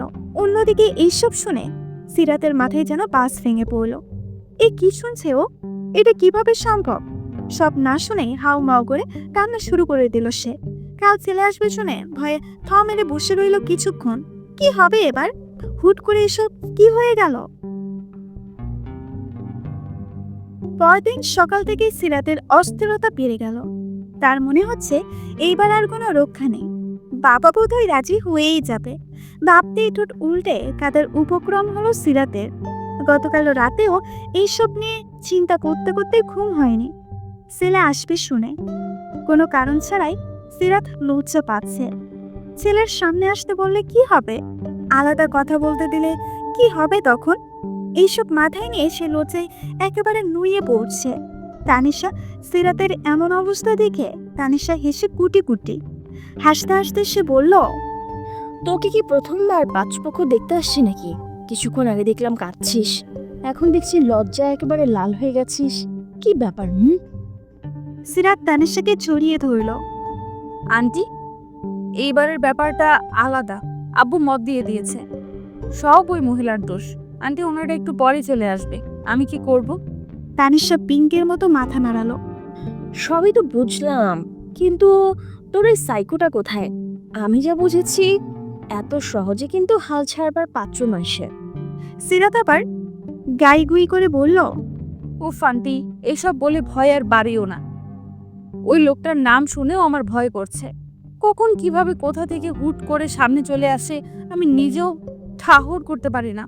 সব সময় রাত রাত রাত পাত কি সব নামে ডাকে আমায়।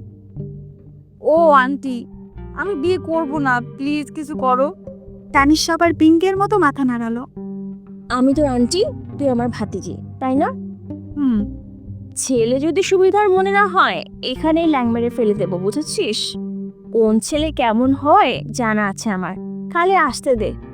আমি আর ইফতি মিলে ছেলেটাকে এমন অবস্থা করব না, সব ভদ্রগিরি ছুটিয়ে দেব। বলে কিনা প্রথম দেখায় ভালোবাসা, কচুর ভালোবাসা ছুটিয়ে দেব। সিরাত খানিকটা স্বস্তির নিঃশ্বাস ফেলে চিন্তিত মুখ করে বসে রইল। তানিশা মিথ্যে কথা বলে না। গ্রামের সকল ছেলের কাছে তানিশা মানেই ভয়। আস্ত একটা ছেলেদের গ্যাং নিয়ে ঘুরতো এক সময়। অন্যদিকে সিরাতের মা আজ সকাল থেকে রান্নাঘরে। ওনাকে দেখে মনে হবে রাতে রাতেই ওনার জীবন অবসান হবে আজ। মুখে ঘাম একাকার, শাড়ির আঁচলে মুখ মুছছেন বারবার। সিরাত সাহায্য করতে চেয়েছিল, কিন্তু তিনি ধমক মেরে ঘরে পাঠিয়ে দিয়েছেন। সিরাতকে আজ কোনো কাজই করতে দেননি তিনি। একটু আগে নিজ হাতে সিরাতকে লাল শাড়ি পরিয়ে দিয়ে মোটামুটি একটা পুতুল বানিয়ে রেখে দিয়েছেন। তানিশা সাজিয়ে দিয়েছে ঘরোয়া সাজে। হেঁটে হেঁটে সিরাত যখন একটু আগে রান্নাঘরে উকি দিয়ে গেল, তা দেখে ওনার যেন সমস্ত ক্লান্তি উবে গেল। মনে হলো যেন আস্ত একটা পুতুল গুটি গুটি পায়ে হাঁটছে। শাড়ি সামলাতে গিয়ে তার অবস্থা নাজেহাল। মেয়েটাকে আজ ভীষণ সুন্দর লাগছে, লাল রংটা খুব মানিয়েছে। তিনি আবার রান্নায় ব্যস্ত হয়ে গেলেন।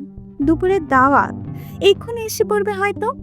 উফ, সিরাতের বাবাটা সে কখন দোকানে গেল মিষ্টি কিনতে, এখনই এলো না। ইফতিটাও গেছে বাপের সাথে। গরমে নিশ্চয়ই এতক্ষণে ঝুল হয়ে নাক মুখ লাল করে ফেলেছে। কি করছে কে জানে। ঠিক দুপুর 12টা বাজে বাড়ির কলিং বেল বেজে উঠল। কলিং বেলের টন পুরো ঘরময় প্রতিধ্বনি হলো। সিরাতের গায়ে যেন কে কাটা মারলো। নিশ্চিত ওরা এসে গেছে। বিছানার চাদর শক্ত করে আঁকড়ে ধরে সে অস্থির পায়ে নিজের রুমে পায়চারি করতে লাগলো। তানিশা একটু দূরে বসে একটা মিষ্টি মুখে পুরে সিরাতের কাণ্ড দেখছে। ইফতিও সিরাতের পেছনে পেছনে হাঁটছে।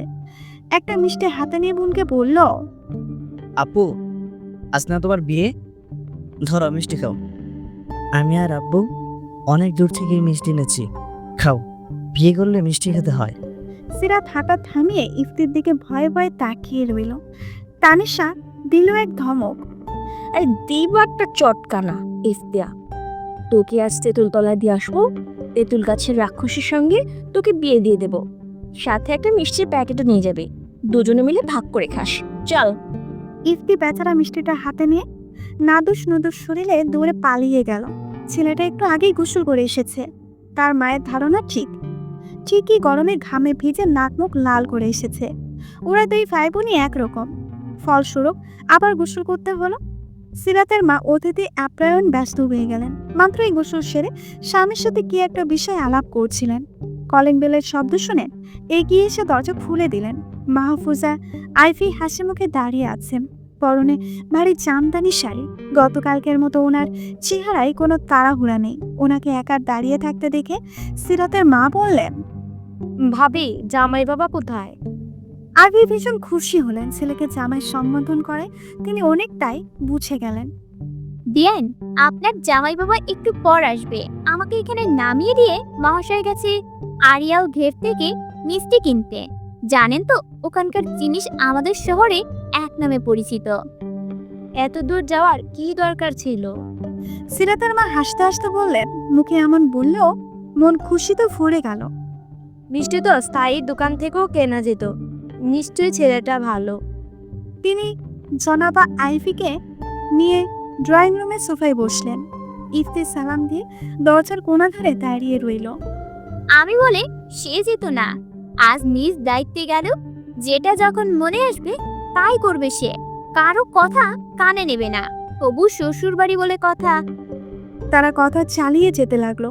একসময় সিরাতের মা তানিশাকে জোরে ডাক দিয়ে বললেন, তানিশা, টেবিলে জুসের ট্রেটা রেখেছি, সিরাতকে নিয়ে এখানে আর। এদিকে সিরাতের ভয়ে হাত পা ঠান্ডা হয়ে আসছে। শাড়ির আঁচলটা মাথায় দিয়ে সে ধীর পায়ে ড্রয়িং রুমের দিকে এগিয়ে যেতে লাগলো। রীতিমতো দাঁতে কিরমির করছে সে। তানিশা ট্রে হাতে নিয়ে ফিক করে হেসে দিল। তোর মতো কনে আমি জীবনে দেখিনি, পাগলি একটা। এত ভয় পাওয়ার কি আছে? তানিশা এত কিছু বুঝালো, তারপরেও সিরাত মৃগী রুগীর ন্যায় কাঁপতে লাগলো। জানাবা আইফিকে সে পায়ে ধরে সালাম করে মায়ের পাশে মাথা নিচু করে বসলো। নানা প্রশ্নের উত্তর দিতে দিতে আর চোখে আশেপাশে তাকালো। কি ব্যাপার, ছেলে আসেনি নাকি? স্বস্তির নিঃশ্বাস ফেলল সে। এত কিছুর পরেও তার একটা বিষয় ভালো লাগলো, সামনে বসে থাকা ভদ্র মহিলা তাকে অন্যদের মতো হেঁটে দেখাতে বলেননি, চুলে হাত দেননি, খুব বেশি প্রশ্নও করলেন না। ভদ্র মহিলা বেশ আধুনিক মন মানসিকতার, কথার ধরন শুনে বোঝা যায়।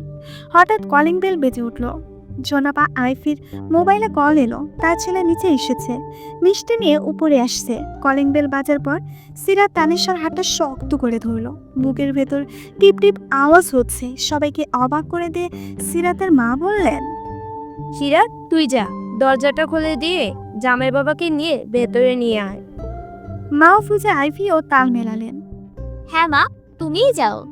সিরাতের চোখ বন্ধ করে নিজেকে শান্ত করার চেষ্টা করলো। তার মা ইচ্ছে করে এটা করেছে, বেশ বুঝতে পারছে সে। তানিশার দিকে তাকাতেই তানিশাও একটা চোখ টিপ দিয়ে বেস্ট অফ লাক জানালো। অতঃপর সিরাত শাড়ির কুচির সামনে দরজার দিকে এগিয়ে যেতে লাগলো। দেখে মনে হচ্ছে যুদ্ধে যাচ্ছে সে। কাপা কাপা হাতে দরজা খুলে দিতেই তার দিন দুনিয়া উল্টা পাল্টার উপক্রম হলো। সাবির, সিরাত অনড়ভাবে দাঁড়িয়ে রইল, চোখে মুখে বিস্ময় নিয়ে সাবিরকে দেখছে সে। সাবির সম্পূর্ণ ফর্মাল লুকে, শার্টের হাতা ফ্লোর করে সাথে মাথা নিচু করে প্যাকেট গুনছে। তার সাথে আসা লোকটাও মনোযোগ দিয়ে সাবিরকে দেখছে। সিরাত একটা ঢোক গিলে কপালে জমা বিন্দু বিন্দু ঘামগুলো মুছলো। আশ্চর্য, এই পাগলটা এখানে কি করছে? বাড়ির ঠিকানা জানলো কি করে? সাবির প্যাকেট গোনা শেষ করে মুখ তুলে তাকালো। তার চোখেও বিস্ময়ের খেল। গোল গোল চোখে সিরাতকে আপাত মস্তিষ্ক পর্যবেক্ষণ করে মুচকি হাসলো। এদিকে সিরাতের দম বন্ধ হওয়ার উপক্রম। সাবিত কিছু বলতে চাচ্ছিল, তার আগেই সিরাত মুখের উপর ধরাম করে দরজাটা বন্ধ করে দিল। কাদো কাদো মুখ করে ফ্যাকাশে মুখে বন্ধ দরজাটা থেকে তাকিয়ে আছে সে। ড্রয়িং রুম থেকে মায়ের আওয়াজ দিল, সিরাত, তাড়াতাড়ি দরজাটা খুলে জামাইকে নিয়ে আয়। আর কতক্ষণ দাঁড়িয়ে থাকবে ছেলেটা? সিরাত অসহায় মুখে আবার দরজাটা খুলে দিল। আজ বোধহয় আর রক্ষা নেই। দরজা খুলে দেখলো সাবির একা দাঁড়িয়ে আছে, পাশের লোকটা নেই। সিরাতকে অবাক করে সাবির ভেতরে ঢুকলো, নিজের স্বরে জিজ্ঞেস করলো। প্যাকেটগুলো কোথায় রাখবো?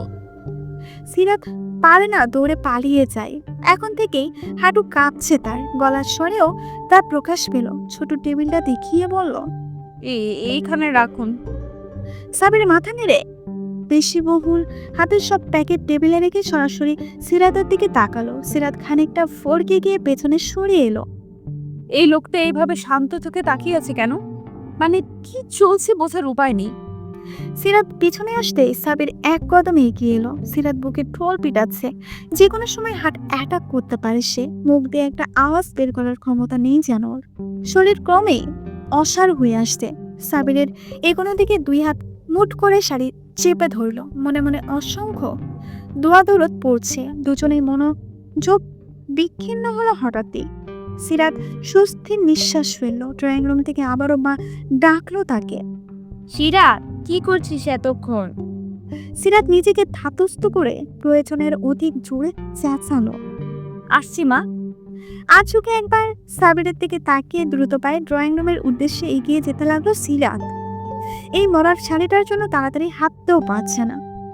সাবিরকে পাশ কাটিয়ে যাওয়ার সময় সাবির এক অদ্ভুত কাজ করে বসলো। সিরাতের এক হাত টেনে ডান গালে আলতো করে ঠোঁট ছুঁয়ে কানের কাছে ফিস ফিস করে বলল, আজ হঠাৎ বউ সেজে গুড়গুড় করছো কেন? রসগোল্লা ভেবে টুপ করে খেয়ে ফেললে? আমার মতো পাগলাটে প্রেমিক পুরুষের তো দোষ নেই। প্রেয়সীর একটুখানি চাহনি হাজারবার পাগল হতে যথেষ্ট। বলেই সাবির সিরাতকে ফেলে ড্রয়িং রুমে চলে গেল। এদিকে সিরাত পা থামিয়ে বিস্ফোরিত দৃষ্টিতে তাকিয়ে রইল। কি সাংঘাতিক ছেলের বাবা! গায়ের রক্ত হিম হয়ে আসছে। সিরাত গালে হাত দিয়ে আশেপাশে তাকিয়ে দেখলো কেউ দেখেছে কিনা। একরাশ লজ্জা দুঃখ ভরা ক্লান্ত মন নিয়ে সে ড্রয়িং রুমে গেল। সবকিছু এলোমেলো লাগছে তার। সাবির এই মহিলার ছেলে? এই ছেলেই কি তাহলে পাত্র? ভাবতেই গলা শুকিয়ে এলো।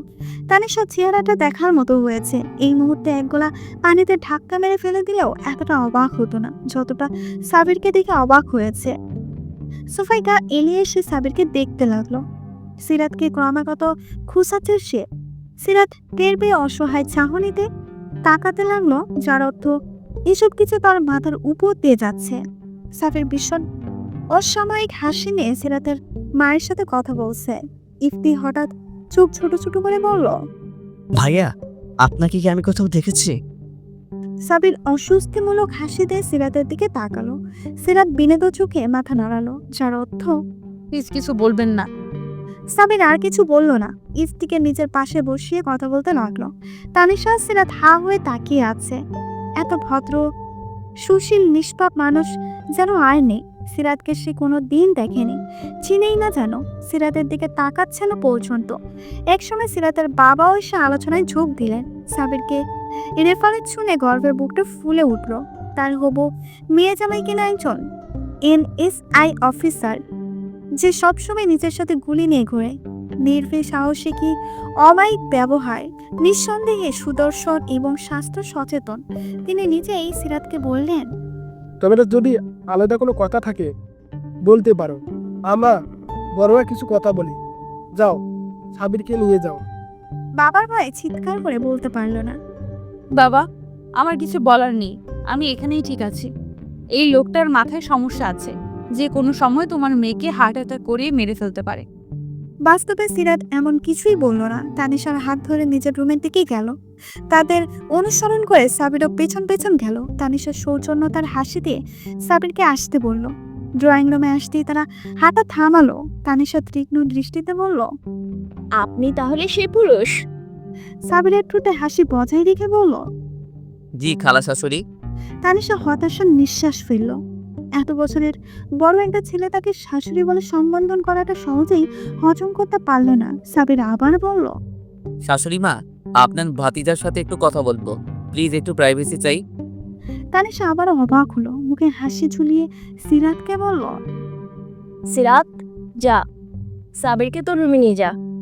সিরাত অসহায় চোখে তাকিয়ে তানিশা চোখ দিয়ে আশ্বস্ত করলো। সিরাত সাবিরকে নিজের রুমের বেলকনিতে নিয়ে গেল। দরজাটা হা করে খোলা রেখেছে, ইচ্ছে করছে কয়েক হাত দূরে দূরে হাঁটছে সে। বেলকনির চারপাশে নজর রাখলো। তোমার বাগান? বেলকুনিতে বাগান? Very nice. বিয়ের পর ছাদে বাগান করবে কেমন? সিরাত খুব খুব করে কেশে অস্বস্তি নিয়ে ঠোঁট কামড়ে ধরলো। ভীষণ লজ্জে মরে যেতে ইচ্ছে করছে। সাবির এবার বলল, তো তোমার বাগানের গাছগুলোর সাথে আমার পরিচয় করাবে না? সিরাত মাথা নাড়িয়ে এক একটা গাছের নাম বলতে লাগলো। একটা গাছ দেখিয়ে বলল, এটা হলো নীলকণ্ঠ, এই গাছটা আমার অনেক প্রিয়। সাবির আরেকটা গাছ দেখিয়ে বলল, ওটা কি গাছ? এটা হলো টগর গাছ, সাদা সাদা ফুল ধরে। আপনি যদি কিছুদিন আগে আসতেন দেখতে পেতেন। সিরাত এবার অনর্গল মুখে বলতে লাগলো, এটা হাসনা হেনা। রাত হলে আমার পুরো রুম গন্ধে ভরে যায়। গন্ধরাজ্য আছে। আব্বুকে একটা নয়নতারা আনতে বলেছিলাম। জানেন, এটা বুলবুলের বাসা বেঁধেছে। আমার মনে হয় ওটা ডিম পারবে। আমি অনেক এক্সাইটেড। সিরাত আরো অনেক কথা বলতে লাগলো। সাবির অবাক বিস্ময়ে তাকিয়ে আছে। সিরাতের আঁচল মাটিতে গড়াগড়ি খাচ্ছে। খোলা চুলে স্নিগ্ধ মুখে হাত নাড়িয়ে নাড়িয়ে বোঝানোর অঙ্গিতে অসীম প্রফুল্লতা নিয়ে অনর্গল কথা বলেই যাচ্ছেন। সাবিরের ক্রমশ গলা শুকিয়ে আসছে। সিরাত এত কথা বলতে পারে জানা ছিল না তার। এত চঞ্চলতা আগে নজরে আসেনি। এক প্রকার ঘুরে চলে গেল। মূলত অস্বস্তি কাটাতে বাগানে নিয়ে কথা বলছিল সে। ভুল লাগা দৃষ্টিতেই বলতে লাগলো, তো এসব গাছ কে এনে দেয়? সিরাত সাবিরের দিকে না তাকিয়েই বলতে লাগলো, ঠোঁটের কোণে কিঞ্চিত হাসির রেখা রেখে, আব্বু আনে, আমি আনতে বলি। টব কে এনে?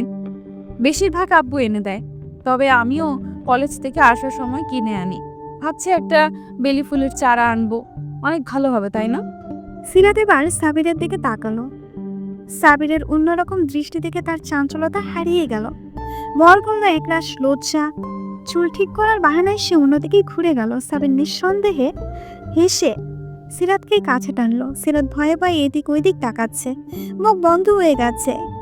সাবির সিরাতকে নিজের দিকে ঘুরিয়ে সামনে চুলগুলো কানে গুজে দিতে দিতে আকুল কণ্ঠে বলল, রাত, প্লিজ বিয়েতে রাজি হয়ে যাও। আমি তোমাকে কিভাবে এক্সপ্লেইন করব জানি না। How much I love you. আমি জানি তুমি পড়তে চাও। বিশ্বাস করো, তুমি যা চাও তাই হবে। আমি তোমাকে বাধা দেব না। তুমি বিয়েতে অমত করো না। সিরাত কিছু না বলে মাথা নিচু করে শুনতে লাগলো। ইভেন দো মা যে এখানে আসবে আমি জানতামই না। কাল তোমার কথা মাকে বলেছিলাম। বাসার ঠিকানা নিয়ে যে এখানে আসবে আমার ধারণাতেও ছিল না। তোমাকে খুব পছন্দ হয়েছে সবার। আই এম সরি, তোমার বিয়ে যদি আমার সাথে না হয় আর কারোর সাথে হতে দেব না। সিরাত শুধু বিড়বিড় করলো। আপনার মা আপনার চেয়েও ফার্স্ট। সেদিনের মতো সাবিরার তার মা চলে গেল। জসিরাতের বাবা বিয়েতে মত দিয়ে দিয়েছেন, তিনি সাবিরকে মেয়ে জামাই করতে রাজি। শুধু তাই নয়, আগামী মাসে সাবিরের মা সিরাতকে বউ করে ঘরে তুলতে চান। সাবিরা চলে যাবার পর সিরাতের মা পুরো বিল্ডিং এ মিষ্টি বিলি করলেন। অন্যদিকে সব শুনে সিরাত তপ্তা মেরে বসে পড়ল ফ্লোরে। কোনো প্রতিক্রিয়া করছে না দেখে তানিশা তার হাত ধরে ঝাঁকাতে লাগলো, তবুও সিরাত নির্বাকার। হুট করে বলে বসলো, আন্টি আমাকে মেরে ফেলো, আমি ওই পাগলকে বিয়ে করতে পারবো না। শুধু ওই পাগলকে বিয়ে কেন, আমি এখন বিয়েই করবো না, আমি পালিয়ে যাব। তানিশা ব্যাপারটাকে হালকাভাবেই নিল, কারণ সিরাত মুখে অনেক বড় বড় কথা বলে কিন্তু কাজের বেলায় ফাঁকা। পাগল হয়ে গেছিস? আন্টি তুমি খেয়াল করেছো মা বাবা কেউ আমার কোনো মত নেয়নি? আমার কি কোনো কথা থাকতে পারে না? আমি এত বড় হয়ে গেছি, আমি পালিয়ে যাব আন্টি, সত্যিই পালিয়ে যাব। তুই যাই বলিস ভাই, সাবিরের কিন্তু দম আছে, মানতেই হবে। ভাবা যায় সেদিন তোকে এক পলক দেখার জন্য একেবারে গ্রামে গিয়ে হাজির হয়েছিল, যাকে তুই তো ঠিক মতো চিনতিসই না, সেই ছেলেটাই আজ তোর হবু বর। তুই যেমন বিহেভ করিস, ছেলেটা কিন্তু মোটেও খারাপ না, ভালোবাসি তোকে। সিরাত এবার চোখ গরম করে তাকালো। আন্টি আমাকে কনভিন্স করার চেষ্টা করবে না, থাক, তুমিও আমার কথার গুরুত্ব দিচ্ছ না। আরো কয়েকটা দিন গেল। সিরাত সেই দিনের পর থেকে আর কলেজে যায়নি। না, কেউ মানা করেনি, ইচ্ছে করেই যাচ্ছে না। শেষমেশ থাকতে না পেরে তার মা বলল, কি রে, কলেজে যাচ্ছিস না কয়দিন? সিরাত গলা উঁচু করে বলল, কলেজে গিয়ে কি হবে মা, এমনিতেও বিয়ে হয়ে যাবে। পড়ালেখা থেকে মন উঠে গেছে তাহলে? মন থেকে কি হবে মা, এমনিতেও বিয়ে হয়ে যাবে। ভাবি তোকে কল করলে রিসিভ করিস না কেন? কথা বলে কি হবে মা, এমনিতেও বিয়ে হয়ে যাবে। কথাটা বলেই জিভ কাটলো সিরাত। কি বলতে কি বলে ফেলেছে। ইস, মাথা নিচু করে নিজের রুমে চলে এলো। তানিশা মাত্রই তার বরের সাথে কথা বলে বারান্দা থেকে এসেছে। সিরাতকে লজ্জা পেতে দেখে ভ্রু কুঁচকিয়ে এলো তার। মাথায় টোকা দিয়ে বলল, কি ব্যাপার? ব্যাপার হলো তোমরা আমার কথার গুরুত্ব দিচ্ছ না, আমি সত্যিই পালিয়ে যাব। তানিশা মুখ বাঁকিয়ে বলল, দেখা যাবে। সে কথা বাদ দাও, তুমি নাকি চলে যাবে বলেছো। শোনো, তুমি এখন যেতে পারবে না, গ্রামে গিয়ে কি করবে? আপাও তাই বলল। দেখি তোর খালু যদি অনুমতি দেয় তাহলে থাকবো। আমি ওনাকে বুঝিয়ে বলবো, তুমি চিন্তা করো না। আচ্ছা। পরের দিন সকাল। সিরাত সুযোগ সন্ধানে দৃষ্টিতে সবার মতিগতি পর্যবেক্ষণ করছে। আজও সে কলেজে যায়নি। বাবা অফিসে, ইফতিও স্কুলে, মা গেছে পাশের বাড়িতে, আর তানিশা ঘুমোচ্ছে। এই সুযোগের অপেক্ষায় ছিল সিরাত। তার কথাকে আজ কাজে পরিণত করবেই করবে, আজ বাড়ি থেকে পালিয়ে যাবেই যাবে। যেই ভাবা সেই কাজ। নিজে জমানো টাকা যা আছে তা নিয়ে একেবারে রেডি হয়ে রাস্তায় পর্যন্ত চলে এলো। মোবাইলটা সুইচ অফ করে ভাবতে লাগলো, কোথায় যাবে এখন। লাইব্রেরিতে যাওয়া যায়, এখানে ঘন্টার পর ঘন্টা বসে থাকলেও কেউ কিচ্ছু বলবে না। ফুরফুরে মেজাজে লাইব্রেরিতে গেল সিরাত। একটা ইংরেজি নভেল বুক হাতে নিয়ে বেশ কিছুক্ষণ নাড়াচাড়া করলো। ঘন্টার পর ঘন্টা পেরিয়ে যাচ্ছে। এদিকে সিরাতের মা চিন্তা হচ্ছে। মা চিন্তায় এতক্ষণে বাড়িতে চলে এসেছে। তানিশা আন্টি জেগে গেছে। বাবাকে কল করে বলে দিয়েছে ইফতি হয়তো কান্না শুরু করে দিয়েছে। থানায় গিয়ে ডায়েরি করেছে। পত্রিকায়ও তার ছবিতে নিখুঁত সংবাদ ছাপা হয়েছে। ধুর, এসব কি ভাবছে সে? একটু বেশি হয়ে গেল না? একরাশ দ্বিধা নিয়ে মোবাইলটা অন করলো। 20 মিনিট পার হয়ে গেল কিন্তু কেউ কল করলো না। কি ব্যাপার, এতক্ষণে তো সখানে কল আসার কথা। ভেবে চিন্তা আবার মোবাইলটা অফ করে আশেপাশে তাকালো। লাইব্রেরিয়ান ছেলেটাকে কেমন চোখে যেন তাকাচ্ছে। এইদিক খিদেই পেট চুচু করছে। দুপুর তো সেই কখন পেরিয়ে গেছে। একটা সস্তা রেস্টুরেন্টে ঢুকে সিরাত দুপুরের আহার সারলো। রাস্তার ফুটপাত ধরে হাঁটতে হাঁটতে ভাবতে লাগলো, এখন কি করা যায়? কেন যে পালিয়ে এলাম? বাড়িতে সবাই কি আমাকে ভুলে গেছে? কোথায় যাব এবার? হেস, শিলার বাড়িতে যাওয়া যায়। আন্টি আমাকে অনেক দিন হলো যেতে বলেছে। শিলার সাথেও কথা হয় না অনেক দিন। এই ফাঁকে ওখান থেকেই ঘুরে আসি বড়। একটা রিকশায় চেপে সিরাত এবার শিলার বাড়িতে চলে গেল। দুই বান্ধবী মিলে অনেকক্ষণ গল্প করলো। শিলার মা সিরাতকে ভীষণ পছন্দ করে। এমন শান্তশিষ্ট মেয়ে আর একটা ম্যাগনিফাইং গ্লাস দিয়ে খুঁজলেও পাওয়া যাবে কিনা সন্দেহ। সেই শান্ত বিশিষ্ট লেজহীন বিশিষ্ট সিরাত নামের মেয়েটা যে বাড়ি থেকে পালিয়ে এসেছে, শুনলেই বুড়ো বয়সা হার্ট অ্যাটাক করতে হতো ওনাকে। সন্ধ্যার সময় সিরাত এবার গায়ে গুই শুরু করেছে। কি করবে বুঝতে পারছে না, মনের ভিতর কু ডাকছে, বাড়ি যেতে ইচ্ছে করছে। মাস ও ট্যাং ভেঙে ফেলবে নির্ঘাত। বাবা মিনিটে মিনিটে একটা করে চর মারবে। তানিশা আন্টিও হয়তো রাগ করে কথা বলবে না। রাগে দুঃখে সিরাত কেঁদে দিল। আকাশ সময় রাগ নিয়ে সিরাত এক ভয়ঙ্কর কাণ্ড করে বসলো।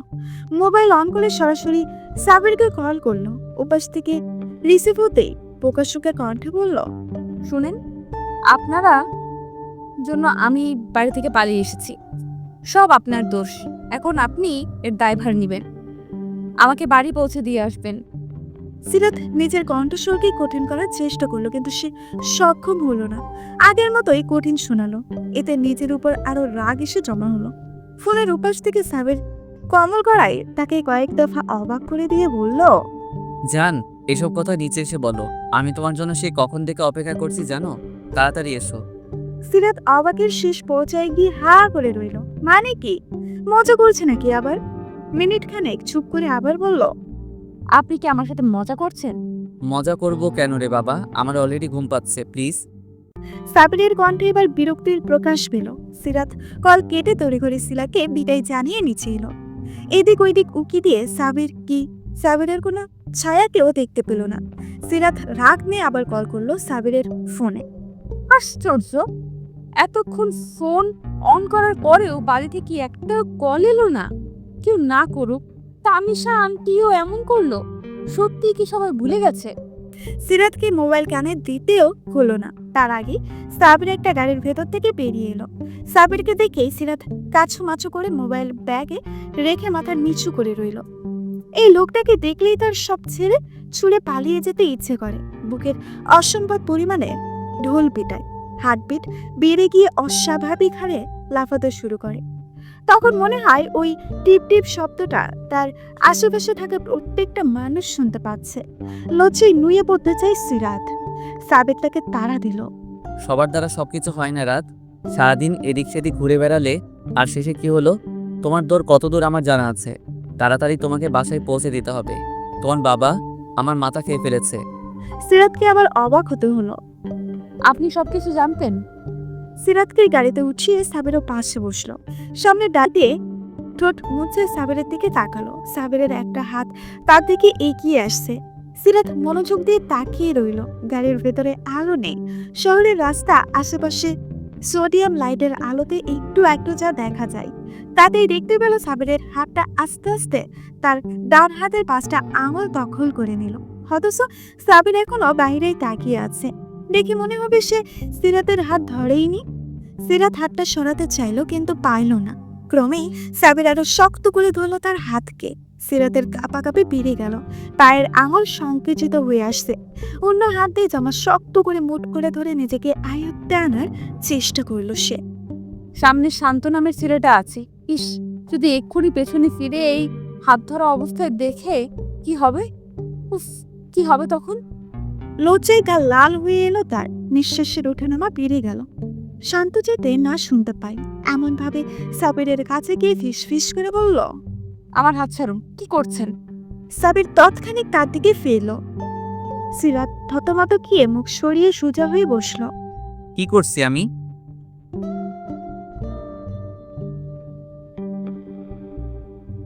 সিরাত আতঙ্কা নিয়ে সামনে তাকালো। সিরাতের কোনো জবাব না পেয়ে সাবির আবার বলল, তোমার হাত ধরেছি তো কি হয়েছে রাগ? ভালোবাসার মানুষের হাতটা ধরেছি একটু। এভাবে থাকি না প্লিজ আর একটু। তুমি জানোই how much I love you. Sirat এবার সাবিরের মুখ চেপে ধরল। মানুষ এতটা নির্লজ্জ কিভাবে হতে পারে? শান্ত কি মনে করেছে কে জানে? রোবট নাকি? যেমন ছিল তেমনই গাড়ি চালাচ্ছে। মুখের ভাবভঙ্গি এমন যে কিছুই শুনেনি। আশ্চর্য, এখানে সবাই পাগল। সাবির নিঃশব্দে হাসতে লাগলো। খানিকক্ষণ পর হাসির মাত্রা আরো বেড়ে গেল। সিরাত তো পায়ে লজ্জায় কোথাও লুকিয়ে পড়বে। অবশেষে তারা বাড়িতে পৌঁছালো। সিরাত ভয়ে ভেতরে ঢুকছে না। আল্লাহ, আমার কি হবে এখন? আজ আমি শেষ। সিরাত কান্না মুখ করে বিড়বিড় করতে লাগলো। সাবিরের দিকে চোখ যেতেই দেখলো লোকটা আবার মিটিমিটি হাসছে। সিরাত চোখ বড় বড় করে বলল, আজব, আপনি হাসছেন কেন? কই না তো। আমি স্পষ্ট দেখলাম। সাবির একটা দীর্ঘশ্বাস ফেলল, আশ্বস্তের ভঙ্গিতে বলল, ডোন্ট ওয়ারি রাত, তোমার পরিবারের সবাই জানে যে আজ সারাদিন তুমি আমার সাথে ছিলে। আমরা একসাথে ঘুরে বেরিয়েছি, দুপুরে লাঞ্চ করেছি, শপিং করেছি, আরও অনেক কিছু। আফসোস যদি এমন হতো। বাদ দাও, সামনে হবে ইনশাল্লাহ। তুমি এখন থেকে একদমই কোনো বিষয় নিয়ে চিন্তা করবে না। আমি সবসময় তোমার সাথে, তোমার পাশে আছি। আমার শ্বশুর অনেক দিন ধরে তোমাকে আগলে রেখেছে এই বাইরের জগৎ থেকে।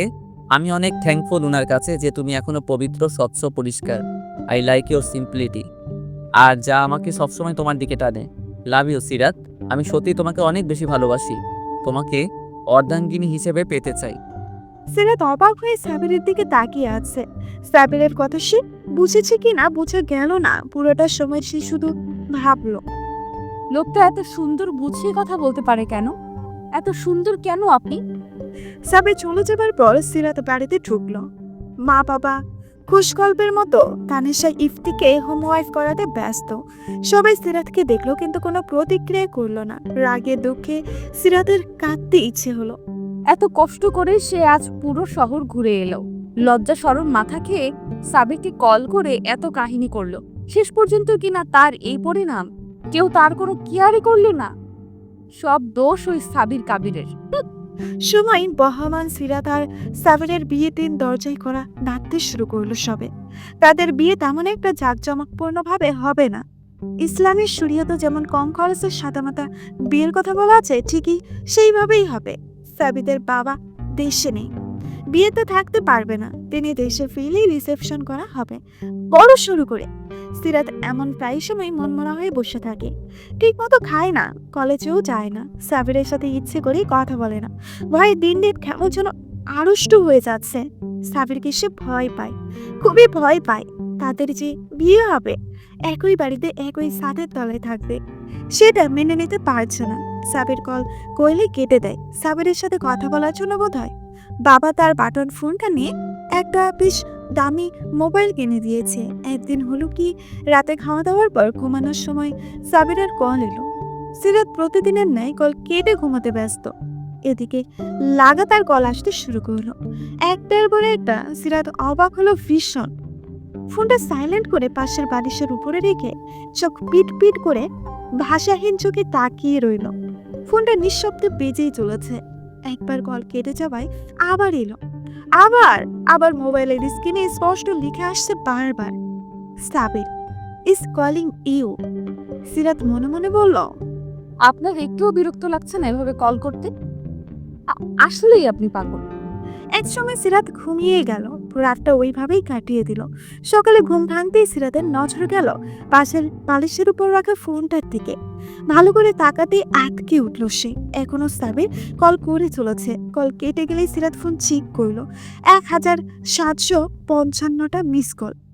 বেকুব বুনে হা করে তাকিয়ে রইল সিরাত। আবার ভয়ও হলো কোনো বিপদে পড়েনি তো আবার। বেস্তিত্ব সে কল রিসিভ করলো। অবাক কণ্ঠে বলল, আপনি কি পাগল? উপাস থেকে সাবিরের শান্তমাখা কণ্ঠ কানে এলো তার। কেন এত কষ্ট দাও আমাকে? ওয়াই রাত, লাভ ইউ, প্লিজ একবার দেখা করো। সিরাত কলটা কেটে দিয়ে থতমত মুখে তাকিয়ে রইল। এরপর আর কোনো কল এলো না। ভাবতেও অবাক লাগে, সারাদিন এক নাগারে কল করে চলেছে ছেলেটা। কি ভীষণ জেদি।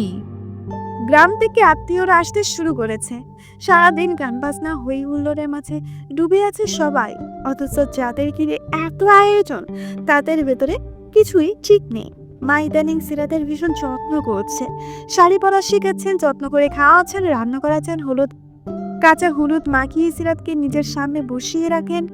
রোদে তো বাইরে হতে দেন না। সিরাতের গায়ের রং খুলে যাচ্ছে দিন দিন। যদিও আগের থেকেই সে সুন্দরী, তবুও এখন যেন অন্যরকম লাগে। মামিরা বলেছে বিয়ের ফুল ফুটলে মেয়েদের অন্যরকম সুন্দর লাগে।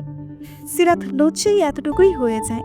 রাতে খাওয়ার সময় সিরাতের মা বললেন আগামীকাল সাবিরের মা আসবে, এখান থেকে সিরাতকে নিয়ে শপিং মলে যাবে। সিরাতের পছন্দসই গহনা আর কিছু জামা কাপড় কিনবে। সিরাতের গলায় খাবার আটকে গিয়ে খুব খুব করে কাশতে লাগলো। তার মানে সাবিরের সাথে কাল দেখা হবে। তানিশা তাকে বুঝালো, দেখ সিরাত, যথেষ্ট হয়েছে। কোনো ছেলেই এসব মেনে নেবে না। সাবির তোকে আগে থেকে ভালোবাসলেও এটা একটা অ্যারেঞ্জ ম্যারেজ। দুজনকে সময় দিতে হবে, চিনতে হবে, মানিয়ে নিতে হবে। ছেলেটা আসলেই তোকে ভালোবাসে, নাইলে তোর এই ব্যবহার মানতো না। ভেবে দেখেছিস, তোর এত অবহেলার পরও সাবির কোনো প্রতিবাদ করেনি। তার মা বা এই বাড়ির কাউকে কিচ্ছু জানায়নি। তোর ভাগ্য ভালো বলেই এত কিছু করতে পারছিস। তানিশা আরো অনেক কিছু বুঝালো, কিন্তু কাজ হলো না। সিরাত থ মেরে বসে রইল। আসলে সে নিজেও বুঝতে পারছে না তার এমন কেন হচ্ছে। সাবির কিছু মেনে নিতে পারছে না, এই বিয়ের ব্যাপারটাই সে মেনে নিতে পারছে না। সাবিরের প্রতি কোনো আক্ষেপ, ঘৃণা, অবহেলা বা অতীতের কোনো খারাপ স্মৃতি কিচ্ছু নেই। নিজেকে কেন যেন এসবের প্রতি অপ্রস্তুত লাগে। তার আরো সময় প্রয়োজন। পরদিন যথাসময়ে সাবিরের মা সিরাতকে নিতে এলেন। সিরাত আগেই তৈরি হয়ে বসেছিল। সাবিরের মা এসেছে শুনে ভাবতে লাগলো, সাবির কি আসেনি? ড্রয়িং রুমে শুধু সাবিরের মাকে দেখা গেল। সিরাতও আগ বাড়িয়ে সাবিরের কথা জিজ্ঞেস করলো না। ঠোঁটের কোণে এক টুকরো হাসি বুলিয়ে সিরাত নিচে নেমে এলো। যাওয়ার আগে তানিশা ফিস ফিস করে বলল, সাবিরের সঙ্গে সব ঠিক করে নিতে, আর কয়দিন বাদে বিয়ে। এমন দূরত্ব আর মানা যায় না। নিচে নেমে সিরাত ছটকা খেলো। সাবির এসেছে, উপরে গেলে কি হতো? মনে মনে অবাক হলেও মুখে প্রকাশ করলো না সিরাত। গাড়ির সামনে তাকাতেই সাবির তাদের জন্য ডোর খুলে দিল। সাবিরের মা আইফির গাড়িতে বসলেন। সিরাত গাড়িতে উঠে বসতে সাবির ডোর লক করে দিল। সিরাতের চোখ আপনা আপনি সেদিকে চলে গেল। সাবির কাতর দৃষ্টিতে তাকিয়ে আছে, হাজারো অভিমান নিয়ে এক নজরে তাকিয়ে আছে সিরাতের দিকে। সিরাত দৃষ্টি সরিয়ে চোখ ভিজিয়ে মাথা নিচু করে হাত মুসরামুসরি করতে লাগলো।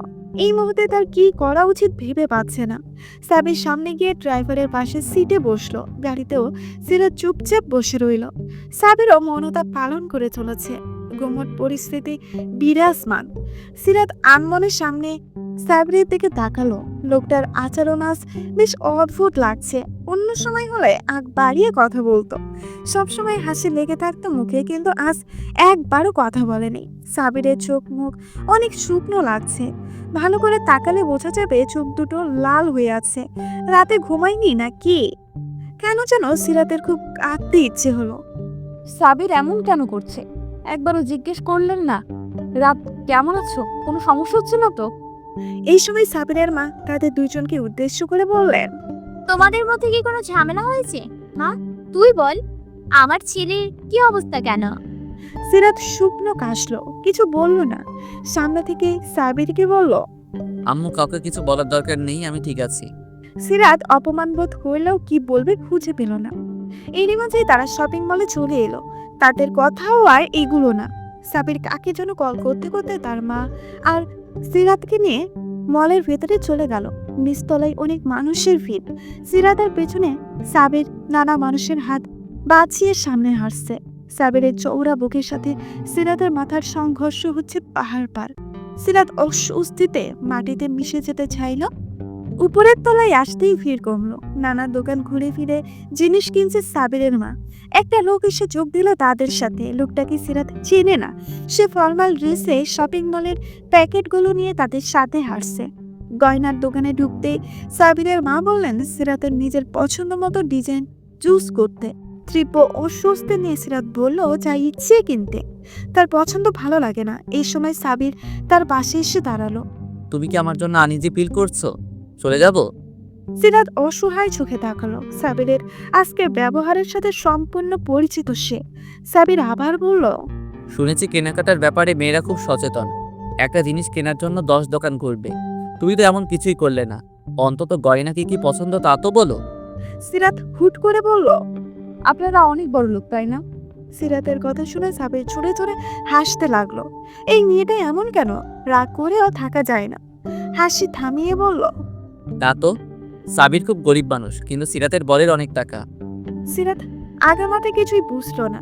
অবশেষে সিরাত আর সাবিরের মা দুইজন মিলে সিরাতের গয়না পছন্দ করলো। সিরাত শুধু তাদের হাতে হ্যাঁ আর নাতে না বিনিয়োগছে। সমস্ত কেনাকাটা শেষ। একটা ভালো রেস্টুরেন্টে খাওয়া দাওয়া সারলো তারা। সাবির ওই লোকটার সাথে প্যাকেটগুলো গাড়িতে রাখার জন্যই নিচে গেল। এখন টেবিলে আছে শুধু সাবিরের মা আর সিরাত। সিরাত সেই কখন থেকে টেবিলে না করছে, ওটা মনোযোগ নেই তার। সাবিরের মা তা অনেকক্ষণ আগে থেকেই খেয়াল করে আসছে। তিনি তীক্ষ্ণ চোখে বললেন, তোদের মধ্যে সব ঠিকঠাক আছে তো? সিরাত বিষমকে অপ্রস্তুত হাসলো। শোনো মেয়ে, কিছু কথা বলি, মনোযোগ দিয়ে শোনো। একটা ছেলে তোমার কথা ভেবে দিন রাত পার করে, যার ঘরের দেয়ালে দেয়ালে শুধু তোমার ছবি। তোমার একটু কষ্ট যা সহ্য হয় না, আর একটু হাসিতে যার মুখে হাসি ফুটে।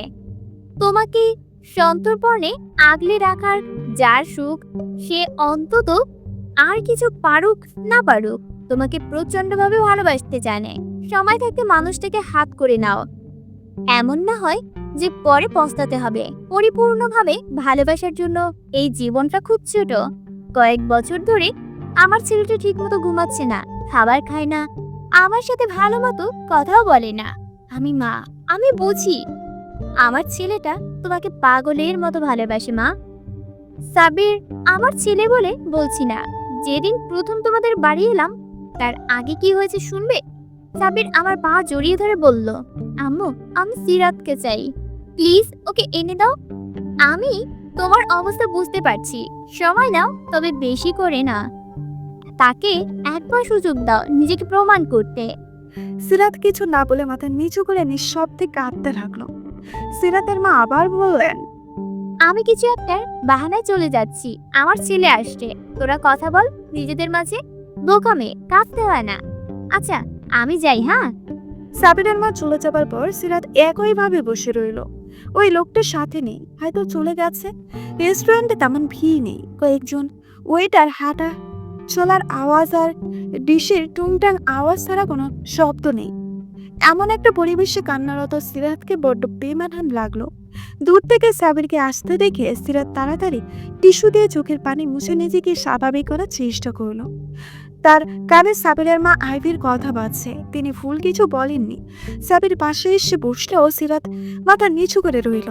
সাবির ইতস্তত করছে, এইবার টেবিলের উপরে হাত রাখছে, কয়েকবার হাত নামিয়ে আশেপাশে তাকাচ্ছে। খানিকক্ষণ পর বাসানো গলায় বলল, আম্মু কোথায়? সিরাত এবার মুখ তুলে সাবিরের চোখে সরাসরি তাকালো। চোখের পাপড়িগুলো এখনো ভেজা, ফোলা গাল দুটো লালন আফা। উনি একটু কাজে গেছে, কোথায় বলে যাননি, কাজ শেষ হলে চলে আসবেন। সাবির চমকে গেল।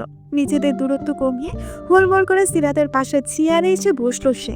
উত্তেজিত গলায় বলল, তুমি কাঁদছো কেন? কেউ কিছু বলেছে রাত? সিরাত কিছু না বলে নিশ্চুপ নয়নে তাকিয়ে রইল। এতে যেন সাবিরের উত্তেজনা আরো বেড়ে গেল। বলো কি হয়েছে? সিরাত এবারও নিঃশব্দ থাকে সাবিরের বেলায় শক্ত হয়ে গেল। সাবির দাঁড়িয়ে গলা উঁচু করে কথা বলতে লাগলো। ওকে কে কি করেছে বলো, কে টিস করেছে? আমি ছাড়বো না কাউকে, সময় থাকতে বলে দাও। আমার সম্পর্কে আশা করি খুব ভালো ধারণা আছে সবার। দূর থেকে ম্যানেজার হন্তদন্ত হয়ে ছুটে আসতে এদিকে। সিরাত অবাক হয়ে তাকিয়ে আছে। সামান্য একটা বিষয়ে সাবিরের এহেন আচরণ তাকে বিস্মিত করেছে। পরিস্থিতি সামাল দিতে সাবিরকে বলল, এখানে আমার ভালো লাগছে না, বাইরে যাব। সাবির কঠোর কণ্ঠে বলল, কি হয়েছে না জানা পর্যন্ত যাব না। কিছু হয়নি, বাইরে যাব বলেছি না। সাবিরকে কিছুটা অবাক হতে দেখা গেল। সিরাত এই প্রথমবার বড় গলায় কিছু বলল। কথা না বাড়িয়ে সে সিরাতকে নিয়ে বাইরে বেরিয়ে এলো। বাসার পার্কে বসলো দুইজন। দুপুরের কড়া রডটা আস্তে আস্তে নিয়ে আসছে। বড় বড় গাছের পাতার কারণে তারা নিজের দখলদারির বজায় রাখতে পারছে না। কয়েকটা শহরের কাক বিশুরা গলায় ডাকতে ডাকতে ক্লান্ত হয়ে চুপচাপ বসে রইল। সিমেন্ট দিয়ে বাঁধানো বেঞ্চে বেশ দূরত্ব রেখে বসে সাবির আর সিরাত। তাদের সামনে একটা ছোটখাটো পুকুর। মনোরম পরিবেশে দুইজন মানবীর মস্তিষ্কে দুই রকমের চিন্তা ভর করেছে। একজন সংকোচ, আরেকজন অস্বস্তিতে। সাবির সামনে চোখ রেখে হুট করে বলে বসলো, আমি কি সবকিছু তোমার উপর চাপিয়ে দিয়েছি রাত? সিরাত প্রশ্নবোধক চোখে বলল, মানে? সাবির একটা দীর্ঘশ্বাস ছাড়ল। এই যে হুট করে তোমার সাথে পাগলামি করা, জড়িয়ে ধরা, হুট আর তোমার সামনে হাজির হওয়া, ভালোবাসার কথা বলা, সবকিছু তারপর আমার মা তোমার বাড়িতে বিয়ের প্রস্তাব দেওয়া, তোমার মা বাবা রাজি হয়ে যাওয়া, আর কয়েকদিন পর বিয়ে। সবকিছু তোমার উপর চাপিয়ে দেওয়া হয়েছে, তাই না? তুমি হুট করে এত কিছু সামলাতে পারছো না। বিয়ে নামক একটা ভারী বিষয় যা কয়েকদিন পর তোমার সাথে হতে যাচ্ছে, তা তুমি মানতে পারছো না। এসব কিছু তোমাকে অনেক প্রেশার দেয়, তাই না রাত? সিরাত কি বলবে খুঁজে পেল না। সাবির যা বলেছে তা একটা অক্ষরও মিথ্যে নয়। তার মাথায় এলো না এসব কথা সাবির কিভাবে জানতে পেরেছে। তার মন আর মস্তিষ্ক ভাবতে লাগলো তার জীবন আসলে নিজস্ব কোনো মতামত নেই। বিয়ের মতো এত বড় একটা সিদ্ধান্তে কেউ তার মতামত চায়নি। শুধু বিয়ে না, জীবনের কোনো সিদ্ধান্তই সে নিতে পারেনি। নিজের আবদ্ধ পৃথিবীতেই সে সীমাবদ্ধ। জীবনের এতগুলো বছর পেরিয়ে গেল, অথচ সে এখনো সিদ্ধান্তহীনতায় ভোগে। আর 5টা মেয়ের মতো সে না। যেখানে নিজের কোনো মতামত নেই, সেখানে এই সম্পর্কটাকে জোড়ানো করার ইচ্ছেটাও যেন মরে যাচ্ছে। আমাকে কি বলবে বুঝতে পারছো না, তাই না? সিরাত উপরে নিচ মাথা নাড়ালো, তারপর হুট করে কেঁদে দিল। সাবির আরেকটু ঘনিষ্ঠ হয়ে সিরাতের হাতে হাত রাখলো। জীবন এত সহজ না রাত। আমি তোমাকে সম্মান করি। এই যে এত কিছুর পরও তুমি আমাকে হুট করে ভালোবাসছো না, এই জন্য আমি তোমাকে ভালোবাসি। মেয়েদের এমনই হওয়া উচিত। অন্তত আজকাল যুগের মেয়েদের মতো অতি আপডেট না হওয়া বোকাশোকা মিষ্টি এই সিরাত নামের মেয়েটাকে আমি ভালোবাসি।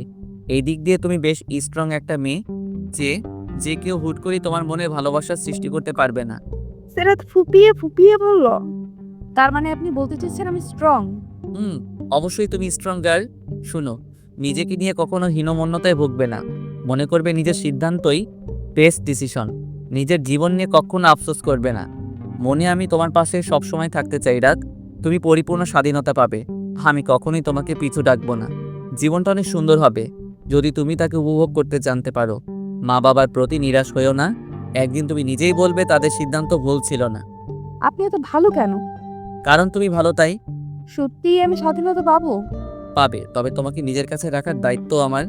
সিরাতের মন এখন অনেকটা হালকা লাগছে। একটু আগেও পরিস্থিতি এমন ছিল না।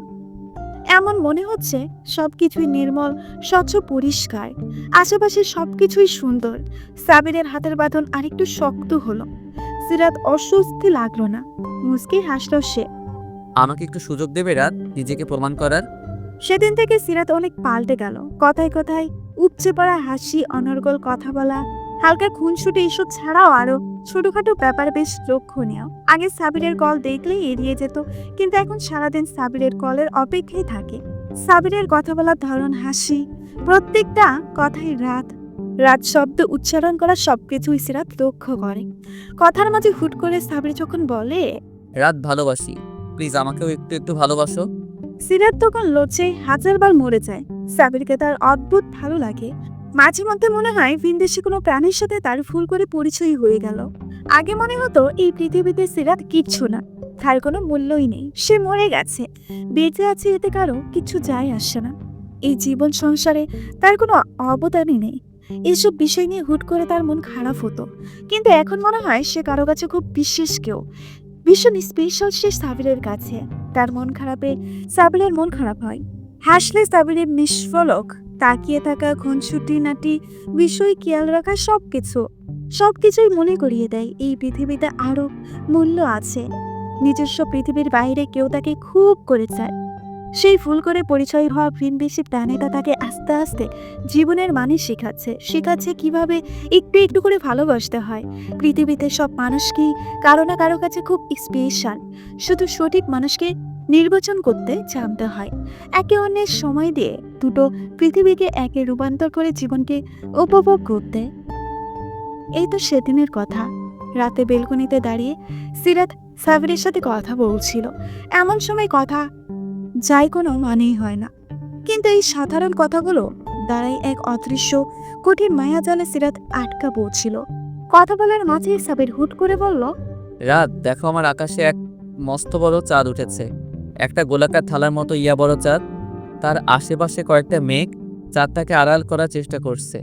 আরো অনেক তারা চিকিমিকি করছে। তোমার আকাশেও এমন হচ্ছে রাত? সিরাত সাবিরের কথাই ভ্রু কুঁচকিয়ে ফেলল। মানে? আমার আকাশ তোমার আকাশ মানে কি? আকাশ আবার দুটো হয় নাকি? কিসব আজগুবি কথা। কৌতূহল দমন করতে না পেরে সে প্রশ্নটা করেই ফেলল। আকাশ তো একটা, তাই না? চাঁদও একটা। তাহলে আমার আর আপনার হবে কেন? এগুলো তো সবার, সব মানুষের। সাবির খুব হাসলো এমন কথা শুনে। তারপর নরম কণ্ঠে বলল, ভেবে নিতে দোষ কি বলো? ধরে নাও তোমার সামনে যে আকাশটা দেখছো ওটা তোমার, আর আমার সামনে যে আকাশ আছে এটা আমার। হয়ে গেল না তোমার আর আমার আকাশ? খুব কি ক্ষতি হয়ে যাবে এটা ভাবলে? সিরাত ভাবতে লাগলো, আমার আকাশ? শুধুই আমার? এই চাঁদ আমার, ওই তারা আমার, আমার আকাশে চাঁদ উঠেছে, আমার আকাশে মেঘও আছে। সত্যিই তো, ভেবে নিতে দোষের কিচ্ছু নেই। অদ্ভুত ভালো লাগে। সাবিরের প্রতি ভালো লাগাটা দিন দিন যেন বেড়েই চলেছে। সাবিরের সাথে কথা বললে সময়গুলো হুট করেই শেষ হয়ে যায়। কখন যে সময়গুলো পালিয়ে যায় ঠাহর করতে পারে না সিরাত। তার মা বাবাও সাবির বলতে পাগল। সাবির পুরো পরিবারকে শপিং করে দিয়েছে কিছুদিন আগে। তারা যখন সাবিরের নাম করে সিরাত কান লাগিয়ে শোনার চেষ্টা করে। এমন একটা ছেলেকে কার না ভালো লাগে, কিন্তু বিয়ের কথা মনে পড়তেই লোচে আটখানা হয়ে যায়। উফ, বিয়ের পর কি হবে? সাবির তো অনেক কিছু বলে, তখন তো একসাথে থাকতে হয়। এইসব ভাবলে সিরাতের গাল বাদে কান পর্যন্ত গরম হয়ে যায়। সাবির প্রায় বলে, এত লজ্জা কোথা থেকে আসে তোমার? এই লজ্জার গোপন রহস্য কি বলো তো? তোমার এই লজ্জার কারণে আমার ভবিষ্যৎ অন্ধকার দেখছি। সিরাতের লজ্জা তখন আরো কয়েক গুণ বেড়ে যায়। এই যে আজ সকালে সাবির সিরাতের মা বাবার কাছ থেকে অনুমতি নিয়ে বাইরে ঘুরতে বের হবে, এটা নিয়েও সিরাত লজ্জা পেল। ছি ছি, বাবা কি ভাবলো, মা কি ভাবছে? তানিশা আন্টি তো আজ আমাকে প্রশ্ন করতে করতে শহীদ হয়ে যাবে। এত লজ্জার মাঝেও সিরাত সাবিরের কাছে একটা আবদার করলো। ফোন করে মিষ্টি কণ্ঠে বলল, শুনুন না, আমি না কোনোদিন বাইকে চড়িনি। আপনার বাইক আছে? থাকলে আজ আমরা বাইকে যাব, ঠিক আছে? সাবির না করলো না। সিরাতের আবদার রেখে একটা বাইক নিয়ে হাজির হলো। সিরাত কখনো ভাবতে পারেনি তার জীবনেও এমন সুন্দর কিছু মুহূর্ত অপেক্ষা করছিল। তাকেও কেউ এতটা গুরুত্ব দেবে। বাইকে চড়ার স্বপ্নটা আজ পূরণ হলো। হাজারো অস্বস্তি নিয়ে এসে কাঁধের ব্যাগটাকে তাদের মাঝখানে বরাবরই রাখলো। তারপর দুই পা সমান করে সাবিরের পিছনে বসলো। তখন খেয়াল করলো তার হাত থরথর করে কাঁপছে। এই কেমন অনুভূতি, এই কেমন ভালো লাগা! সামনের মানুষটা কি সত্যি এত ভালো? সিরাত বাইকের গ্লাসে স্পষ্ট লক্ষ্য করলো যে যখন সাবিরের কাঁধে হাত রাখলো সাবির চিপকু কাঁপছিল। বারবার ঠোঁট ভিজিয়ে চোখ বন্ধ করে বিড়বিড় করে কি যেন বলছে আর বড় বড় নিঃশ্বাস ফেলছে। এইসবের মানে সিরাত জানে না, কিন্তু সাবির তো জানে। তার স্বপ্ন প্রিয়সী আজ নিজ থেকে ভরসা করে তার কাঁধে হাত রাখলো, তার পাশে বসলো। শুধুমাত্র সেই জানে তার মনে কেমন করে উথাল পাথাল করছে। প্রিয়সীর মন জেতা, একটুখানি অধিকার পাওয়াটাও প্রেমিকের মনে অনেক বড় জয়। সেদিন সাবিরের অস্থিরতা সিরাত টের পেল আরো কিছুক্ষণ পর, যখন সাবির কাউকে কল করতে পকেটে হাত দিল। মোবাইলের বদলে বেরিয়ে এলো টিভির রিমোট। অন্য পকেটে হাত দিতেই বেরিয়ে এলো চাবির রিংয়ের জায়গায় বেরিয়ে এলো ইনহেলার। টাকা ছাড়া শূন্য ম্যানিব্যাগ নিয়ে চলে গেছে সে। এত কিছুর পর তার মুখটা দেখার মতো হলো। রাগ নিয়ে পানি খেতে নিলে পুরো গলা বুক পর্যন্ত ফিচিয়ে ফেললো। গলায় পানি আটকে কাশতে কাশতে হাঁপানে রোগীর মতো অবস্থা হলো। সাবির নিজেকে গালি দিল না, কিন্তু নিজের বুকানের জন্য হালকা হাসলো। অনুভব করলো সিরাত তার জীবন খুবই গুরুত্বপূর্ণ। এই মেয়ের কথা ভাবতে ভাবতে খেয়াল করবে বলে উত্তেজনের শ্বাস এতগুলো ফুল একসাথে করে ফেললো। অন্যদিকে সাবির ইহেম কাণ্ডে সিরাত অবাক চোখে তাকিয়ে রইল। একে পাগল না বলে আর কাকে বলবে সে? বলেই ফেললো, আপনি আসলেই একটা পাগল। সাবির মাথায় চুলগুলোকে হাত দিয়ে নেড়েচেড়ে বিড়বিড় করলো, যদি তুমি জানতে রাত, যদি একটু বুঝতে। আচ্ছা, আজ যদি আপনার কাছে কোনো অন্যায় আবদার করে বসি, আপনি রাজি হবেন? সিরাতের বুকাশুকা কণ্ঠ শুনে ফুলের ওপাশ থেকে সাবির হালকা হাসলো। আজকাল প্রায় সময় সিরাত এটা ওটা আবদার করে বসে। সেদিন বলল সিলেটার মতো সিগারেট টেস্ট করবে। সাবির মানা করেনি। একটা জ্বলন্ত সিগারেটের ধোঁয়া টানতেই সিরাত কাশতে কাশতে শেষ। এরপরে আবদার ছিল খোলা আকাশের নিচে ঘুড়ি উড়াবে। আরো কত অবুঝ আবদার। সাবির কখনো মানা করেনি, শুধু ভাবে মেয়েটা নিজের ভেতরে আরো কত ইচ্ছে চেপে রেখেছে কে জানে। যতটা চুপচাপ ভেবেছিলাম আসলে তেমন না। আমি পাগল হয়ে যাব। সিরাত অবাক হয়ে বলে, আমি এত কিছু চাই আপনার কাছে, যেখানে বারণ করার দরকার সেখানেও আপনি তাল দেন। কিন্তু কেন? আমাকে বকেন না কেন আপনি? যা ইচ্ছে করো রাত, যখন মানা করার দরকার হবে আমি ডাকবো। জীবনে সবকিছু স্বাদ নিতে হয়।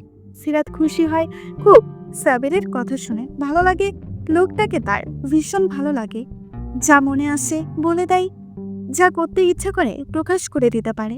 কোনো সংকোচ নেই, কিচ্ছু নেই। আছে শুধু একরাশ ভালো লাগার বিশ্বাস। ঝটপট দেরি না করে তাই সে আজ এটা শোনালো। আমি আপনার সাথে রাস্তার ফুটপাত ধরে হাঁটতে চাই। আমার আকাশে আজ চাঁদ উঠেছে, পুরো আকাশটাই স্বচ্ছ। আমি আপনার সাথে হাঁটবো, মৃদু বাতাস বইবে, সোডিয়াম লাইটের আলোতে পুরো রাস্তা ঝলমল করবে। রাস্তায় কিছু পথ শিশু আছে, পুরো নিশ্চয়ই এতক্ষণে জেগে আছে, ভাত রান্না করছে। আমি ওদের সাথে দেখা করব। আমার এই ইচ্ছেটা কি পূরণ হবে? সাবির একটা দীর্ঘশ্বাস টানলো, বুকটায় হঠাৎ ধক করে উঠল। এখন দেখা করতে হবে? কটা বাজে? রাত 11টা। ইস, সিরাতের মতো যদি সেও হুটহাট এমন পাগলামি করতে পারত।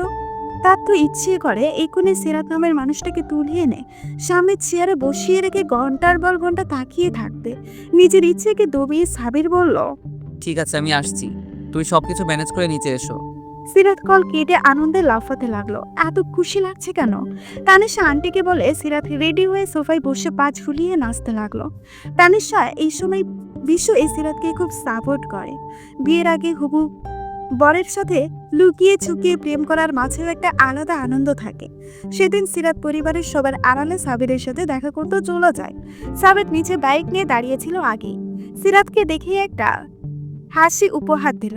সিরাত মুগ্ধ হয়, ছেলেটার হাসিও এত সুন্দর, কই আগে তো নজরে আসেনি, এখনই এত সুন্দর লাগছে। কে জানে সিরাতের বাইকের হেলমেট পরিয়ে সাবির ছুটে চলে অজানায় একটা নির্জন জায়গায় গাড়ি রেখে দুইজনে পায়ে পা মিলিয়ে হাঁটতে শুরু করে।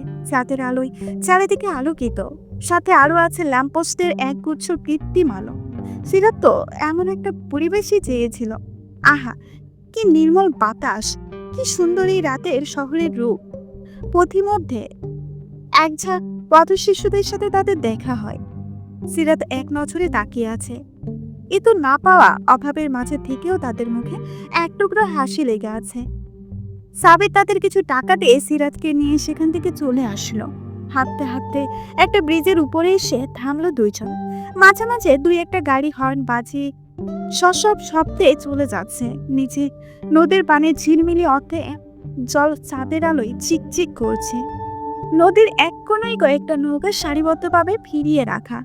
উচান থেকে ধেয়ে আসা বাতাস, এই আধারিত রাত, দুইজন কপত কপতি আর তাদের সুখময় মুহূর্তে সিরাত এক দৃষ্টিতে সামনে তাকিয়ে আছে। আচমকা বলে উঠল, আপনাকে অনেক ধন্যবাদ আমাকে এত সুন্দর কিছু উপহার দেওয়ার জন্য। সাবিরের চোখ সিরাতের উপর স্থির। মেয়েটার মুগ্ধ দৃষ্টি তাকে নাজেহাল করে দিয়েছে। তার বুক ধুকপুক ধুকপুক করছে ক্রমাগত, মাথাটা ভন ভন করছে। দ্রুত চোখে ফেলে জিভ দিয়ে ঠোঁট ভিজিয়ে চোখে জোরে জোরে শ্বাস নিল। সামনে চোখ রেখে বলল, রাত, আজ আমার আর তোমার অপরিচিত জীবনের শেষ একাকী মুহূর্ত। কাল আমাদের বিয়ের অনুষ্ঠান শুরু, তারপর থেকে আমাদের সম্পর্কের একটা নাম থাকবে। সবাই কত খুশি, তাই না? আজ মা কি করেছে জানো?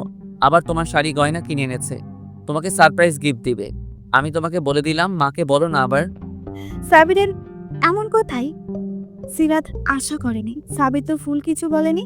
আসলেই তো আজকের রাতটা তার জীবনের শেষ মুহূর্ত। এরপর থেকে সে হবে কারো স্ত্রী, কারো অর্ধাঙ্গিনী, আরো অনেকগুলো সম্পর্কের সাথে জড়িয়ে যাবে সে।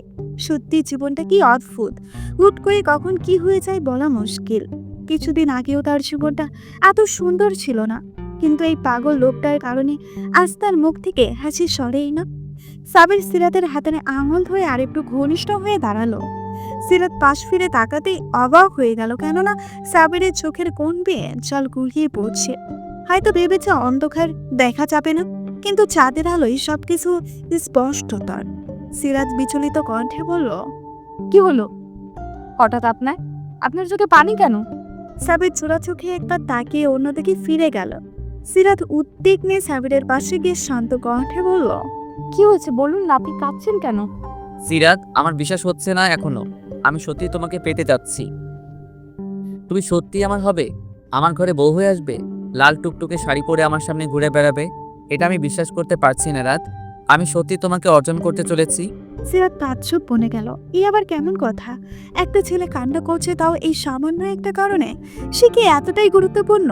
সিরাতের হঠাৎ খুব কান্না পেল, কিন্তু কাঁদলো না, করুণ চোখে তাকিয়ে রইল। সাবির বলতে লাগলো, জানো, তোমাকে আমি প্রথম দেখেছিলাম একটা বিদ্যুৎ কেন্দ্রে। হয়তো তুমি তোমার কলেজ থেকে পিকনিকে এসেছিলে। সেদিন আমার ওখানে ডিউটি ছিল একজন মিনিস্টারকে নিরাপত্তার বিষয়ে। আমি সারাদিন তোমার উপর লক্ষ্য রাখছিলাম। কেন জানো? কারণ তোমার উপর সন্দেহ হচ্ছিল। চোরা চাহনিতে এদিক ওদিক তাকানো, চুপচাপ গম্ভীর নিজের মতো থাকতে গিয়ে দলছুট হয়ে গিয়েছিল।